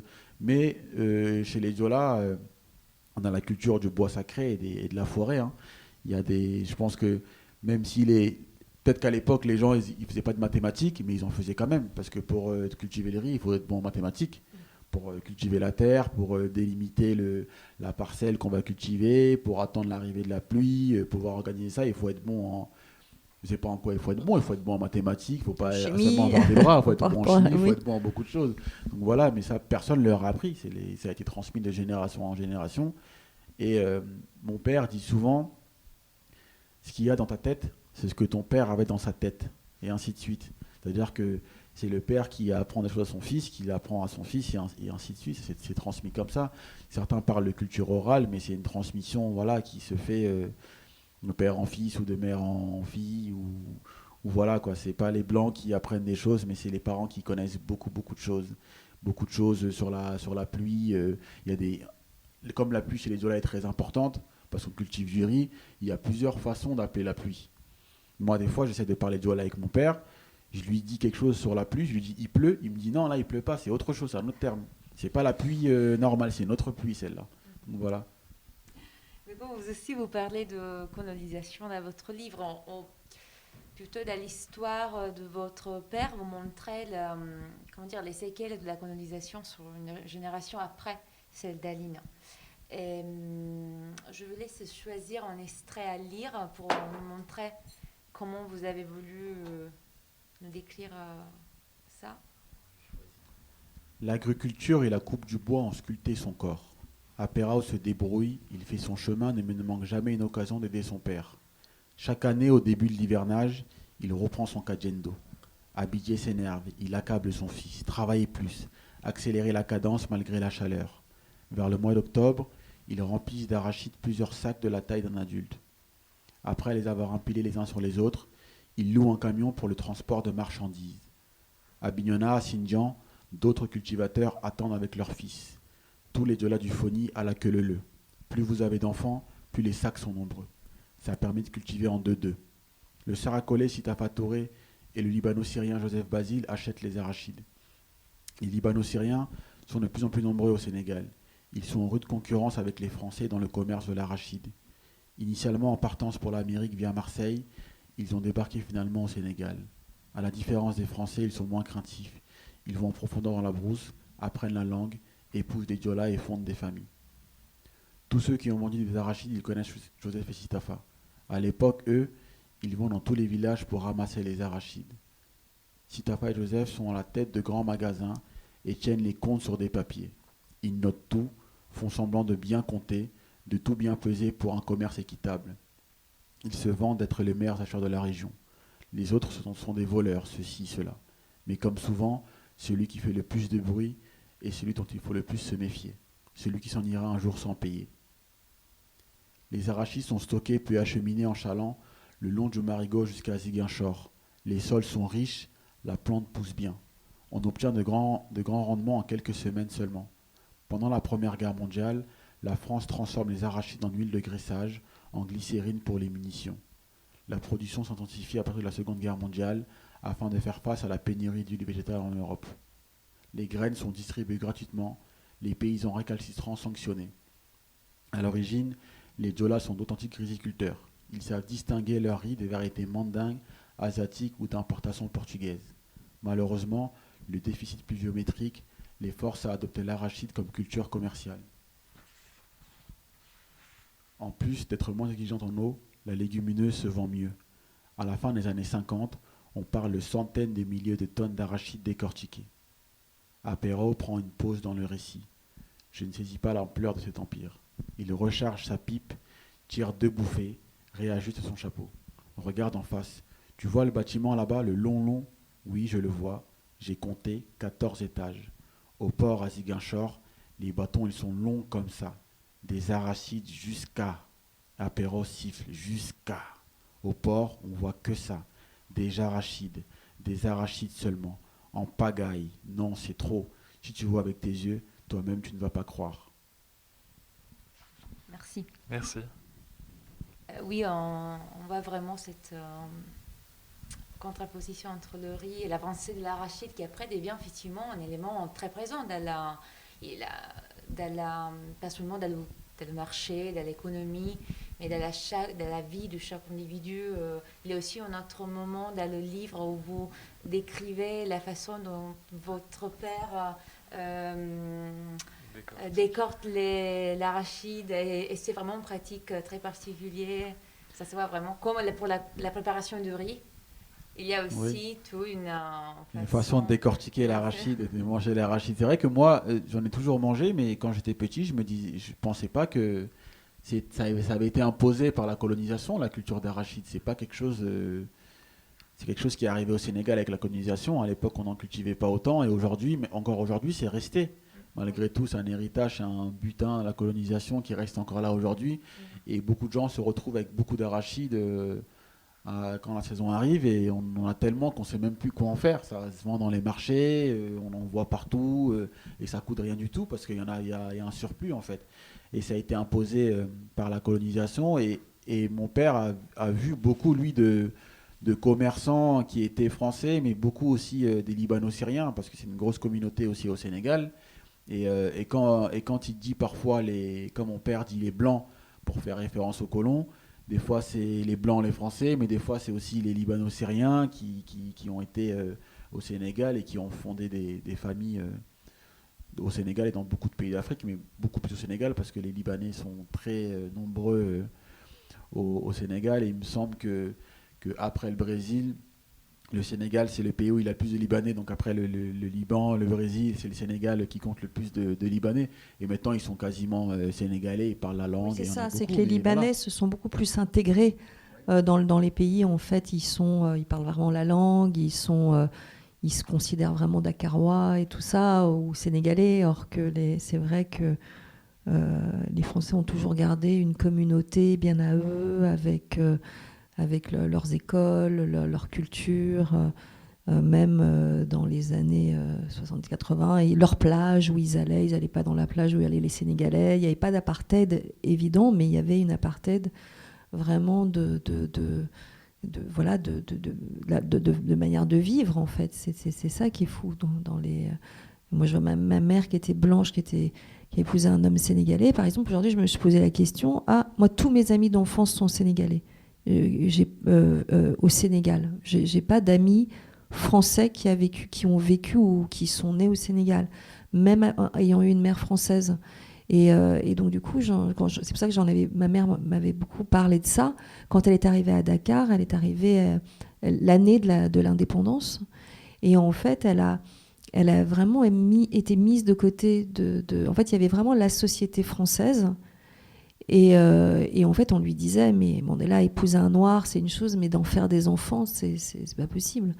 Et donc, du coup, elle était vraiment très, très intégrée dans la société sénégalaise, et de qui elle a gardé des grands amis. Et donc, aujourd'hui, en fait, c'est pas par choix, c'était pas par le résultat d'une époque. Je n'ai grandi qu'avec des enfants sénégalais et pas des enfants métis ou blancs. Donc là, je vois vraiment qu'il y avait vraiment une séparation des deux, or qu'il y avait beaucoup de Français à Dakar, quoi. Ok, je pense on peut continuer. Alors, on est presque à la fin de la rencontre. Mais avant vraiment de fermer, moi j'avais une question un peu plus littéraire, très spécifique sur un chapitre de votre livre, qui est le chapitre Océan.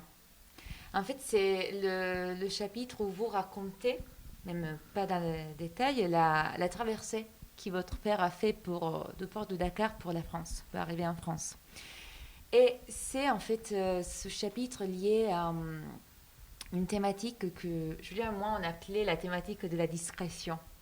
En fait, c'est quelque chose qu'on a beaucoup retrouvé dans les deux livres.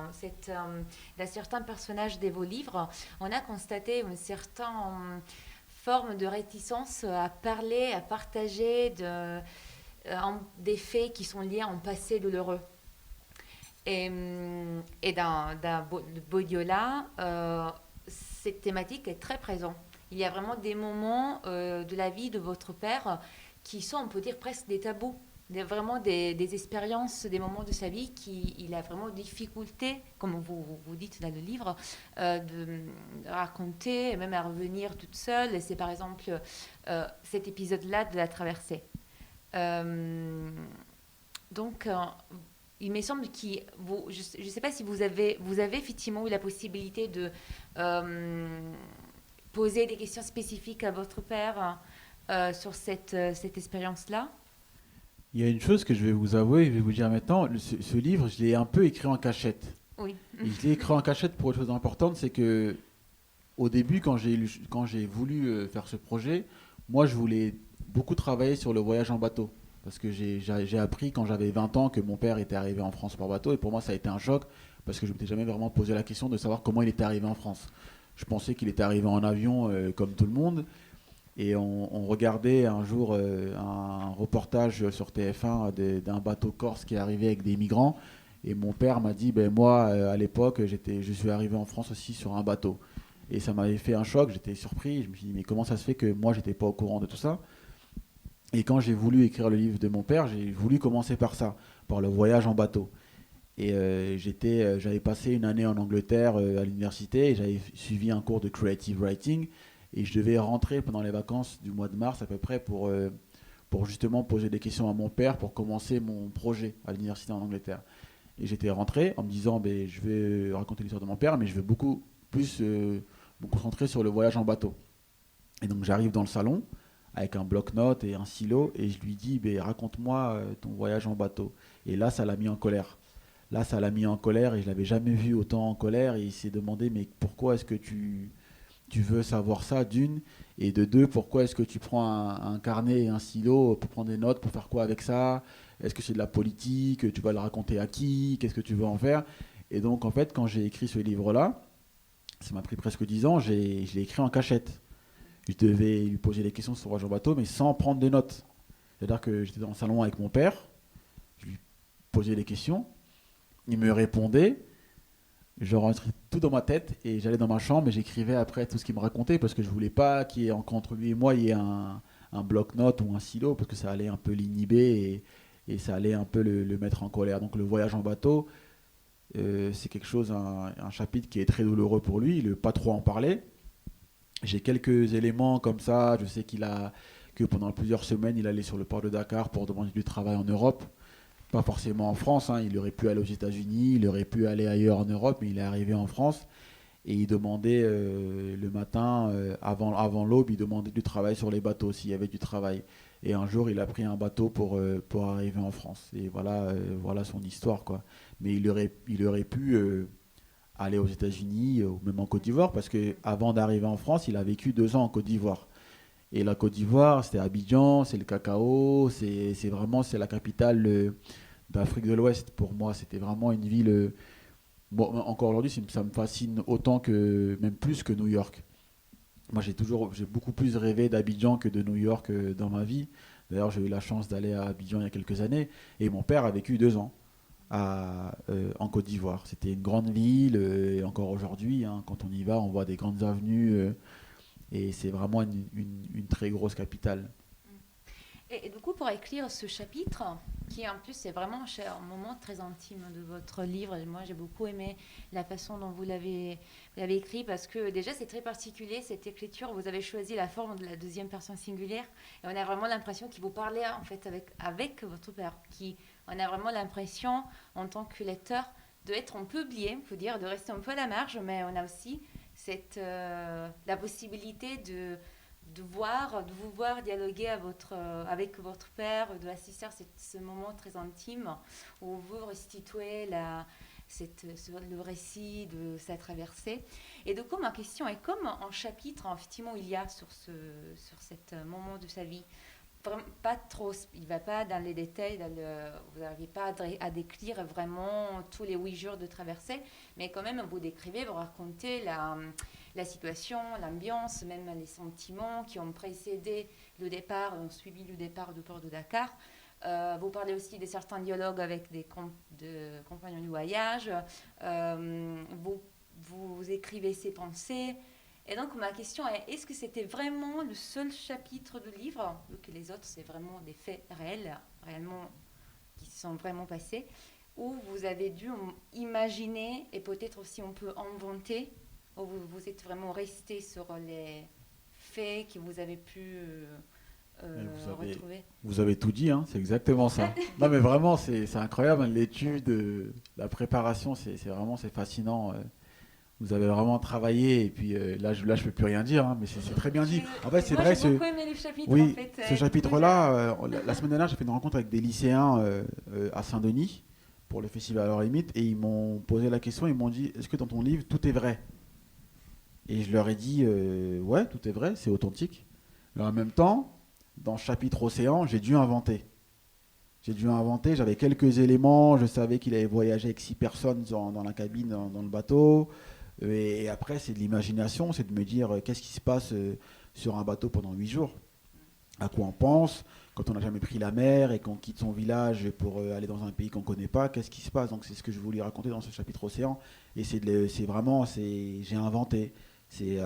Voilà, j'ai la matière littéraire, essayer d'imaginer ce qui a pu se passer, d'imaginer le profil des gens qui prenaient le bateau, de quelle ethnie ils étaient, de quel pays ils venaient, qu'est-ce qu'ils allaient faire ensuite en Europe, est-ce qu'ils connaissaient quelqu'un sur place, des choses comme ça que j'ai pu inventer, parce que mon père, il s'est fermé à ce chapitre-là.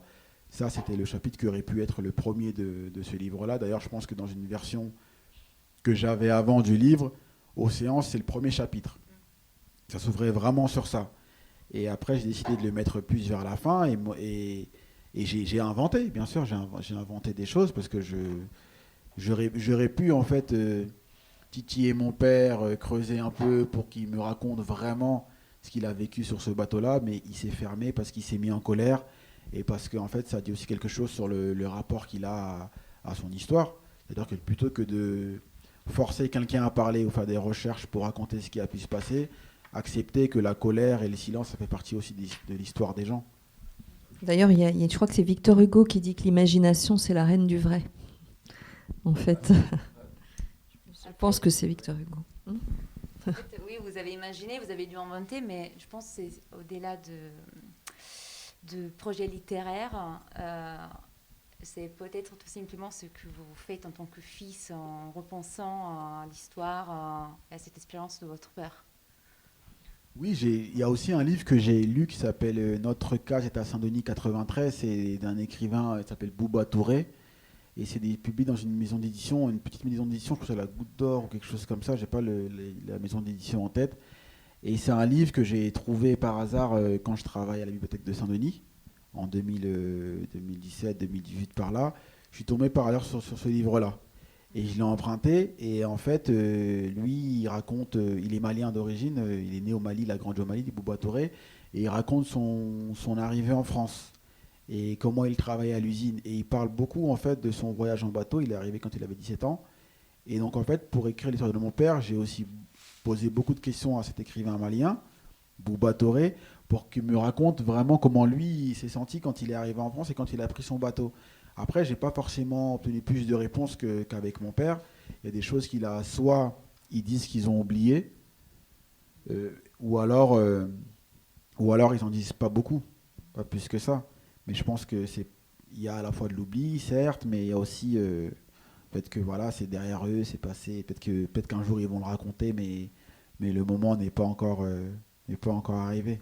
Mais il raconte des choses sur le voyage en bateau. Mon père raconte des choses, il n'est pas fermé, il raconte des choses, mais il veut pas en dire plus.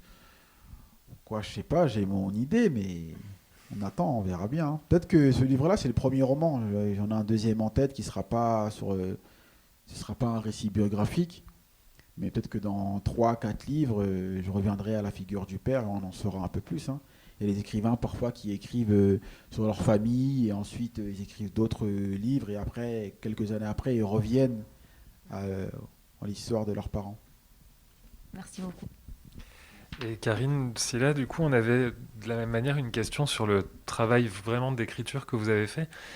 Et spécifiquement, on a été très interpellé et assez passionné par les différents registres de discours que vous manipulez, que vous mettez en scène dans votre roman.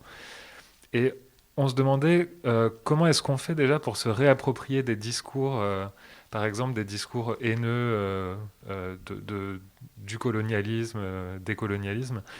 Et une deuxième question aussi, c'était est-ce que vous avez pu vous appuyer sur des sources orales ou sonores ou écrites des prises de parole d'Aline Sitoé Diatta, parce qu'on a été très surpris par la conviction que vous transmettez, l'adhésion que remportent les passages très écrits où Aline prend la parole, où elle élabore des discours, toute la rhétorique qu'elle a. Et du coup, est-ce que c'est quelque chose qu'on invente ou est-ce que c'est quelque chose vous êtes saisi de matériaux Écoutez, c'est un mélange de plusieurs choses. Après, c'est mystérieux l'imagination. C'est mystérieux parce que, en fait, c'est un mélange de ce qu'on absorbe, de ce qu'on lit, de ce qu'on ressent de manière totalement presque médiumnique. C'est-à-dire que c'est vraiment... moi, je pense que les gens qui disparaissent laissent des traces. Voilà, il y a des gens qui parlent de fantômes, d'autres personnes... est-ce que les scientifiques, est-ce qu'on parle est-ce que l'être humain laisse derrière lui des empreintes, des empreintes que certaines personnes ont la sensibilité de capter. Est-ce que en convoquant comme ça, de façon obsessionnelle, une personne, est-ce que en la convoquant de manière orale, en parlant avec les gens, ou en la convoquant de façon solitaire et mystique dans les nuits où on écrit, est-ce que on arrive à capter des choses qui restent? Moi, je suis assez, je crois assez en cette théorie parce que, en fait, par exemple, toutes les lettres, par exemple, de Martin à sa femme, je les ai écrites pratiquement d'une traite, je savais pratiquement où mettre les virgules. Et j'étais étonnée moi-même de ces lettres. Je me disais, mais c'est pas moi qui écris ces lettres. Et donc je me disais, mais comment j'ai pu me mettre comme ça dans la tête du colon, comment j'ai pu... voilà, donc je pense que c'est on est comme l'être humain est fait d'une multitude, comment on voit les cellules se constituer pour faire un être humain. Je pense que l'imagination se constitue comme ça de cellules jusqu'à ce qu'il y ait naissance comme ça d'une idée de la mémoire d'hommes et d'êtres humains. Et je pense que l'empathie, qu'elle soit intellectuelle, humaine, même l'empathie dans l'histoire, combien de fois des personnes ont des théories, comme je dirais encore dans certaines religions, sur des vies antérieures, mais est-ce que c'est comment la connaissance s'infiltre dans ça? Je pense qu'un écrivain, c'est un créateur et c'est quelqu'un qui se met aussi en mode de capter ces ondes et tout ce qui est là et qui est dans un berceau, qui est dans l'origine de l'humanité. On continue, aujourd'hui on le sait, à avoir des réflexes. Quand on étudie les phobies, par exemple, sur les plaies d'Égypte, il y a ce livre fascinant écrit par Freud qui s'appelle Totem et Tabou, et on voit à quel point l'homme est dépositaire de l'origine de l'humanité.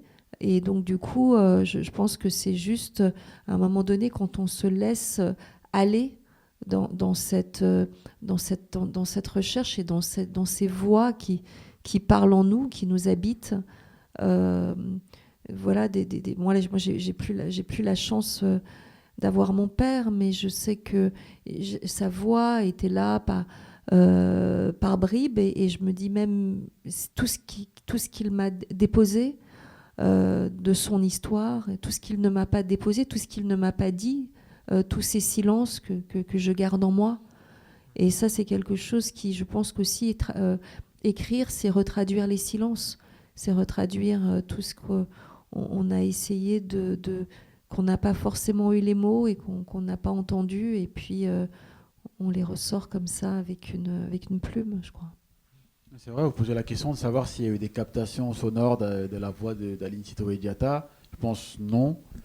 Mais en fait, c'est en ça que votre travail est intéressant, parce que vous imaginez des mots qu'elle aurait pu avoir, mais en même temps, je pense que c'est aussi, vous avez bien observé la culture de là, c'est-à-dire que les gens sont sous les arbres à palabres et que chacun prend la parole à la suite, quoi. Les gens vont parler et les autres vont écouter, faire un silence complet, et écouter ce que les gens ont à dire.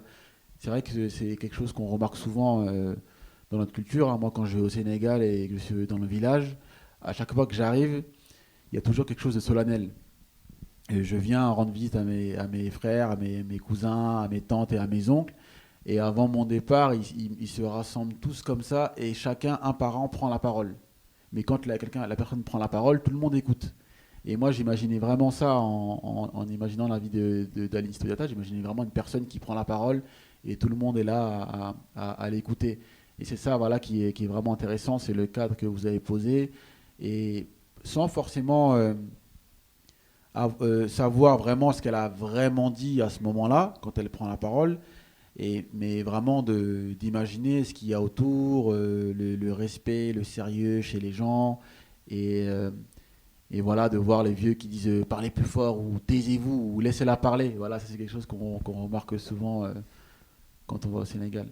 Et puis voilà, nous on s'est pas rencontrés avec Yacouba et je lis son livre et dans son livre il pourrait se parler, il y a comme des dialogues communs et en fait voilà, je suis pas de la même génération que Yacouba et c'est un livre que j'ai aussi écrit pour cette génération-là et cette génération et quand je lis le livre de Yacouba que j'ai vraiment, vraiment beaucoup aimé, qui est un livre qui m'a vraiment beaucoup touchée, j'entends quelque chose qui est les mêmes choses qui résonnent en moi. Et donc, et on n'a pas eu besoin de se rencontrer pour écrire les mêmes choses ou avoir des passages qui étaient similaires et qui étaient l'ordre, moins les choses factuelles, mais l'ordre du ressenti. L'ordre de ce qu'on a pu... lui, il avait 11 ans, moi j'étais un peu plus jeune, mais en allant comme ça dans le village de nos anciens, en étant à côté d'eux, en étant tout ce qu'on a pu absorber ou essayer de comprendre. Et je pense que malgré le fait voilà, qu'on soit né dans... pas sur la même terre, mais on est reliés par des origines. Et ça, c'est absolument... extraordinaire de pouvoir être lié par des origines comme ça invisibles et en même temps voilà si communes et si proches quoi. Et moi, quand j'imagine le discours d'Aline Sitoé, moi, c'est le même procédé en fait que j'ai eu pour écrire mon histoire, pour rapporter les paroles des anciens. Parce que moi, j'ai pas connu les anciens du village, mais c'est mon père qui me parle des anciens. Et d'ailleurs, je me demande si même lui a connu ces anciens dont il parle. C'est une transmission qui se fait comme ça. Et lui-même, il raconte des choses parfois sur les anciens. Je me dis, mais il a vécu combien d'années en fait, mon père? Est-ce qu'il a vécu 400 ans? Non, mais Comment l'ancien, est-ce qu'il peut c'est savoir son tout ça? père. Voilà, En c'est fait, son son père qui lui a père raconté. et le père Exactement. parlaient du grand-père. Voilà. Moi, j'ai connu jusqu'à mon arrière-grand-mère. Mais donc, du coup, il y avait vraiment mais même, par exemple, mon grand-père, le père, en tout cas, de mon père, voilà, qui m'a élevée, j'avais un lien très fort avec lui, mais ça pouvait être un lien de marcher voilà, dans des plantations, se promener dans la mer, se promener dans le quartier, et même dans le silence de ce que je ressentais en lui. Quand j'écris, je le ressens. De ces lettres qu'il écrivait avec une écriture, ne serait-ce que même de son écriture. Et en fait, on absorbe des choses importantes en dehors du dialogue, en dehors Et aussi, même sans forcément connaître les gens. Oui. Moi, j'ai connu aucun de mes grands-parents, mais par contre, j'ai l'impression de les connaître. Mhm. Parce que mon père, il m'en a tellement parlé. Et on a une maison une photo à la maison du grand-père. On a l'impression de le connaître parce que forcément, quand je l'imagine, moi, dans mon livre, j'imagine qu'il ressemble à mon père. Et moi, je pense que je ressemble à mon père. Donc, en fait, pour m'imaginer les choses qu'il a pu avoir dans sa tête quand il avait mon âge, mais je me vois moi aujourd'hui. Je me dis qu'au travail, il ne se laissait pas faire par les supérieurs parce que justement, chez les Diola, il n'y a pas vraiment de cette question, comme vous l'avez dit, de hiérarchie, de chef, etc. Et il a gardé ça en lui et je pense que je l'ai un peu en moi, une tête dure et tout qui ne se laisse pas faire, surtout dans le milieu du travail. Et donc, oui, c'est ça qui est aussi intéressant chez un être humain, c'est que notre vie n'est que la pointe du iceberg. Et en fait, tout ce qui nous habite en dessous est éternel, est infini. Donc ça, c'est ce qu'il y a en tout cas, moi, pourquoi j'aime tant être dans la création. Parce que quand on est dans la création, on découvre des choses comme ça, insoupçonnées du iceberg, comme ça, qui ressurgit et dont on se sent enrichi. Merci. On avait envie de vous demander... tu veux ajouter quelque chose? Non. Comme on avait vraiment imaginé la rencontre comme ça, comme deux livres qui se parlent, parce qu'effectivement, les deux livres avec ont deux écritures très différentes. Le style est très différent, mais ils arrivent quand même à partager, à croiser les mêmes pistes, des fois, vraiment à se parler. Et on a pu le voir aussi aujourd'hui, et comment vous avez réagi à la réponse de l'autre. Et du coup, on avait envie de vous demander si vous avez envie de poser une question sur le livre ou sur le travail, l'écriture de l'autre. Je vais commencer. Non, Vas-y. je vais commencer, ok. Mais moi, vu que j'ai écrit ce livre-là sur l'histoire de mon père, etc., je voulais savoir si vous... parce que vous parlez de votre père à la fin du livre. Et en fait, en préparant la rencontre, en ayant lu le livre, j'ai essayé de faire des recherches sur Internet, donc sur vous forcément, et sur votre père aussi. Et je voulais savoir si quand vous vouliez un jour écrire sur votre père, et parce qu'il y a beaucoup de gens qui me disent parfois qui eux auraient été incapables d'écrire sur leur père parce que c'est trop difficile à porter. Mais est-ce que vous, c'est un projet que vous pourrez avoir un jour d'écrire sur votre père? Moi, j'ai l'impression, moi, que ce livre, j'ai 2 pères, et j'ai l'impression que ce livre, c'est ce livre-là. En fait, je pense que l'histoire physique, leur histoire physique, m'intéresse moins que l'histoire de peut-être de leur de ce que j'ai, je sais pas comment l'exprimer, mais en fait. Sa vie comme ça, qui part de Dakar comme un jeune garçon et tout ça, en fait, m'a nourri et continuera à nourrir toute mon œuvre. Je crois tout ce que j'écris se résonne dans ce livre. Mais je pense que le fait qu'il ait disparu, le fait que il est mort il y a longtemps maintenant, et qu'il vit maintenant dans le pays des âmes. Voilà, je pense que comme sa vie n'est plus physique, j'ai du mal à écrire un livre physique et sur lui, avec des. Donc j'ai pas de projet en tout cas sur lui spécifiquement. Sur les deux, en plus, moi étant la fille de 2 pères, c'est toujours un peu voilà, toujours. Voilà, j'ai l'impression que c'est ce livre-là. Voilà. Et puis, moi, en fait, en même temps, vous m'avez pas mal répondu pendant votre interview, mais en fait, c'était vraiment un peu peut-être autour de l'identité. C'était quand vous êtes donc né en France, donc français,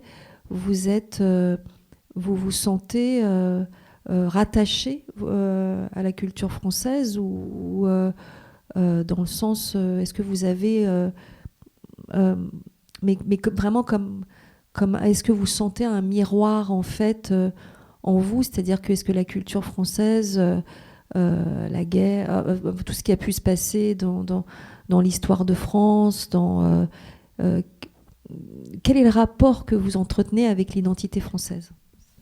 C'est une bonne question. Vous disiez que vous aviez donc la culture française, sénégalaise, vous avez peut-être né au Sénégal, vous avez beaucoup vécu en Afrique avant d'arriver en France. Moi, je dirais peut-être que j'en ai 3. J'ai la culture française, sénégalaise ou alors peut-être Diola, et la culture de banlieusarde. Parce que moi, je suis né dans le 93, j'ai toujours vécu dans le 93. Et dans ce livre-là, c'est un peu ces 3 voix-là qui parlent. C'est la voix du mec de quartier, qui a étudié aussi à Paris, qui a quitté un peu ce milieu social pour voilà, faire des études universitaires. Donc il y a cette voix-là, il y a la voix de la famille, du français qu'on parle nous à la maison, qui n'est pas forcément le français que je parlais après à l'université, que j'ai dû me faire violence pour réapprendre à parler un français que je n'avais pas l'habitude de parler à la maison. Et ce livre-là, pour moi, c'est un peu pas une revanche, parce qu'il faut parler de revanche, mais c'est un peu de pouvoir m'exprimer dans le français que j'ai envie d'utiliser pour raconter les choses, avec la même démarche qu'une écrivaine que j'aime beaucoup, c'est Annie Ernaux, qui raconte son monde, comme elle le dit, avec simplicité et sans artifice, quoi, qui ne prend pas le parti de l'art pour raconter l'histoire de son père, qui est, entre guillemets, une vie simple. Mais simple, je vous laisse imaginer ce que simple veut dire. Je ne sais pas trop, mais je le comprends en tout cas. Et donc pour vous, en fait, donc du coup, votre Donc le 93 pour vous est un département dans le département, c'est-à-dire que c'est une île dans une île. C'est-à-dire que parce que comme vous êtes français, quand vous allez en Bretagne ou si vous allez même dans Paris intramuros, est-ce que vous vous sentez parisien ou est-ce que vous voyez ce que je veux dire? Est-ce que vous avez vous êtes cette île dans l'île. Oui, non, je me sens vraiment du 93, de la banlieue. J'ai toujours insisté, d'ailleurs quand j'allais à Paris, j'ai jamais vécu dans Paris. À un moment, ça a été un rêve, hein. Quand j'étais plus jeune, je voulais avoir mon appartement dans le 15e ou dans le 17e. Et finalement, après, j'ai grandi, je me suis dit, mais pourquoi aller dans le 15e et je peux très bien rester ici. Et j'ai toujours gardé ce côté-là. Après, forcément, il y a un moment où j'en ai pas eu honte, mais j'ai voulu un peu le cacher quand j'allais à l'université, d'abord à Paris 7, avant d'aller à Paris 8 pour mon master. J'ai fait une licence d'anglais à l'université Paris 7. Et j'allais tous les jours dans le Marais parce qu'on avait l'UFR d'études anglophones qui était à Saint-Paul. Et là, forcément, c'est un milieu qui est différent. Et il faut... Je disais pas aux gens que je viens du 93, hein, je le disais, mais je la ramenais pas trop non plus. Et après, en grandissant, on est plus mature parce qu'on a plus confiance et on voit finalement que même dans Paris, les gens, ils viennent de partout, hein. Il y a très peu, j'ai l'impression qu'il y a très peu de Parisiens, que tout le monde vient d'ailleurs. Et c'est aussi parce que j'avais des amis à la fac qui étaient blancs, mais qui étaient bretons. Ils disaient, ouais, moi je suis breton, moi. Moi je suis breton. L'autre, il est en Angleterre, j'avais un ami qui était corse. Et il parlait que de la Corse. Je lui dis, en fait, lui, les Corses, il parle que de la Corse. Lui, les Bretons, il parle que de la Bretagne. Moi, je suis du 93, je parle du 93. Et c'est des choses j'étais fier, en fait, de leur parler de mon enfance en banlieue, parce qu'il y a des choses que je leur racontais sur mon enfance, qui ne sont pas racontées dans ce livre-là, hein, mais que peut-être qu'on aura dans un autre livre, je raconterai mon enfance en 93. Mais ils étaient étonnés. Étonnés, et limite, ils me prenaient presque pour un mytho. Quand je leur racontais les conneries qu'on faisait à l'époque, ils disaient, mais en fait, t'es en train de nous mytho là, ou c'est vraiment des choses que tu as vécues dans ton enfance? Je me dis, mais en fait, oui, c'est des vraies choses que j'ai vécues. Mais après, français, je sais pas, oui, je suis banlieusard, mais la banlieue, c'est aussi la France. J'ai vécu 12 ans à Saint-Denis. J'ai fait mon collège à Saint-Denis, mon lycée et mon master après la licence d'anglais à Paris 7. Et Saint-Denis, c'est à la fois la basilique, c'est l'Enterre-les-Rois, mais c'est aussi, c'est pas que c'est voilà quoi, c'est les rois, même les rois ont une histoire avec la banlieue. Versailles, c'est la banlieue, c'est pas Saint-Denis, mais c'est la banlieue. Saint-Denis. Récemment, je me suis promené aussi dans la forêt de Bondy, qui passe pas très loin d'ici aussi. Et en fait, la forêt de Bondy, c'était le repère aussi des bandits de grand chemin. À l'époque où les gens quittaient Paris pour aller vers Soissons, ils passaient par la forêt de Bondy. Et parfois, ils se faisaient dépouiller par les bandits qui n'étaient pas, comme aujourd'hui, on peut s'imaginer que les voyous sont des gens de cité, comme on dit vraiment des fois, hein, des Noirs et des Arabes. Mais en fait, je pense que les bandits de grand chemin, c'était pas des Noirs et des Arabes. C'était... Voilà, donc je finirai par ces mots. Merci beaucoup. Merci. Merci.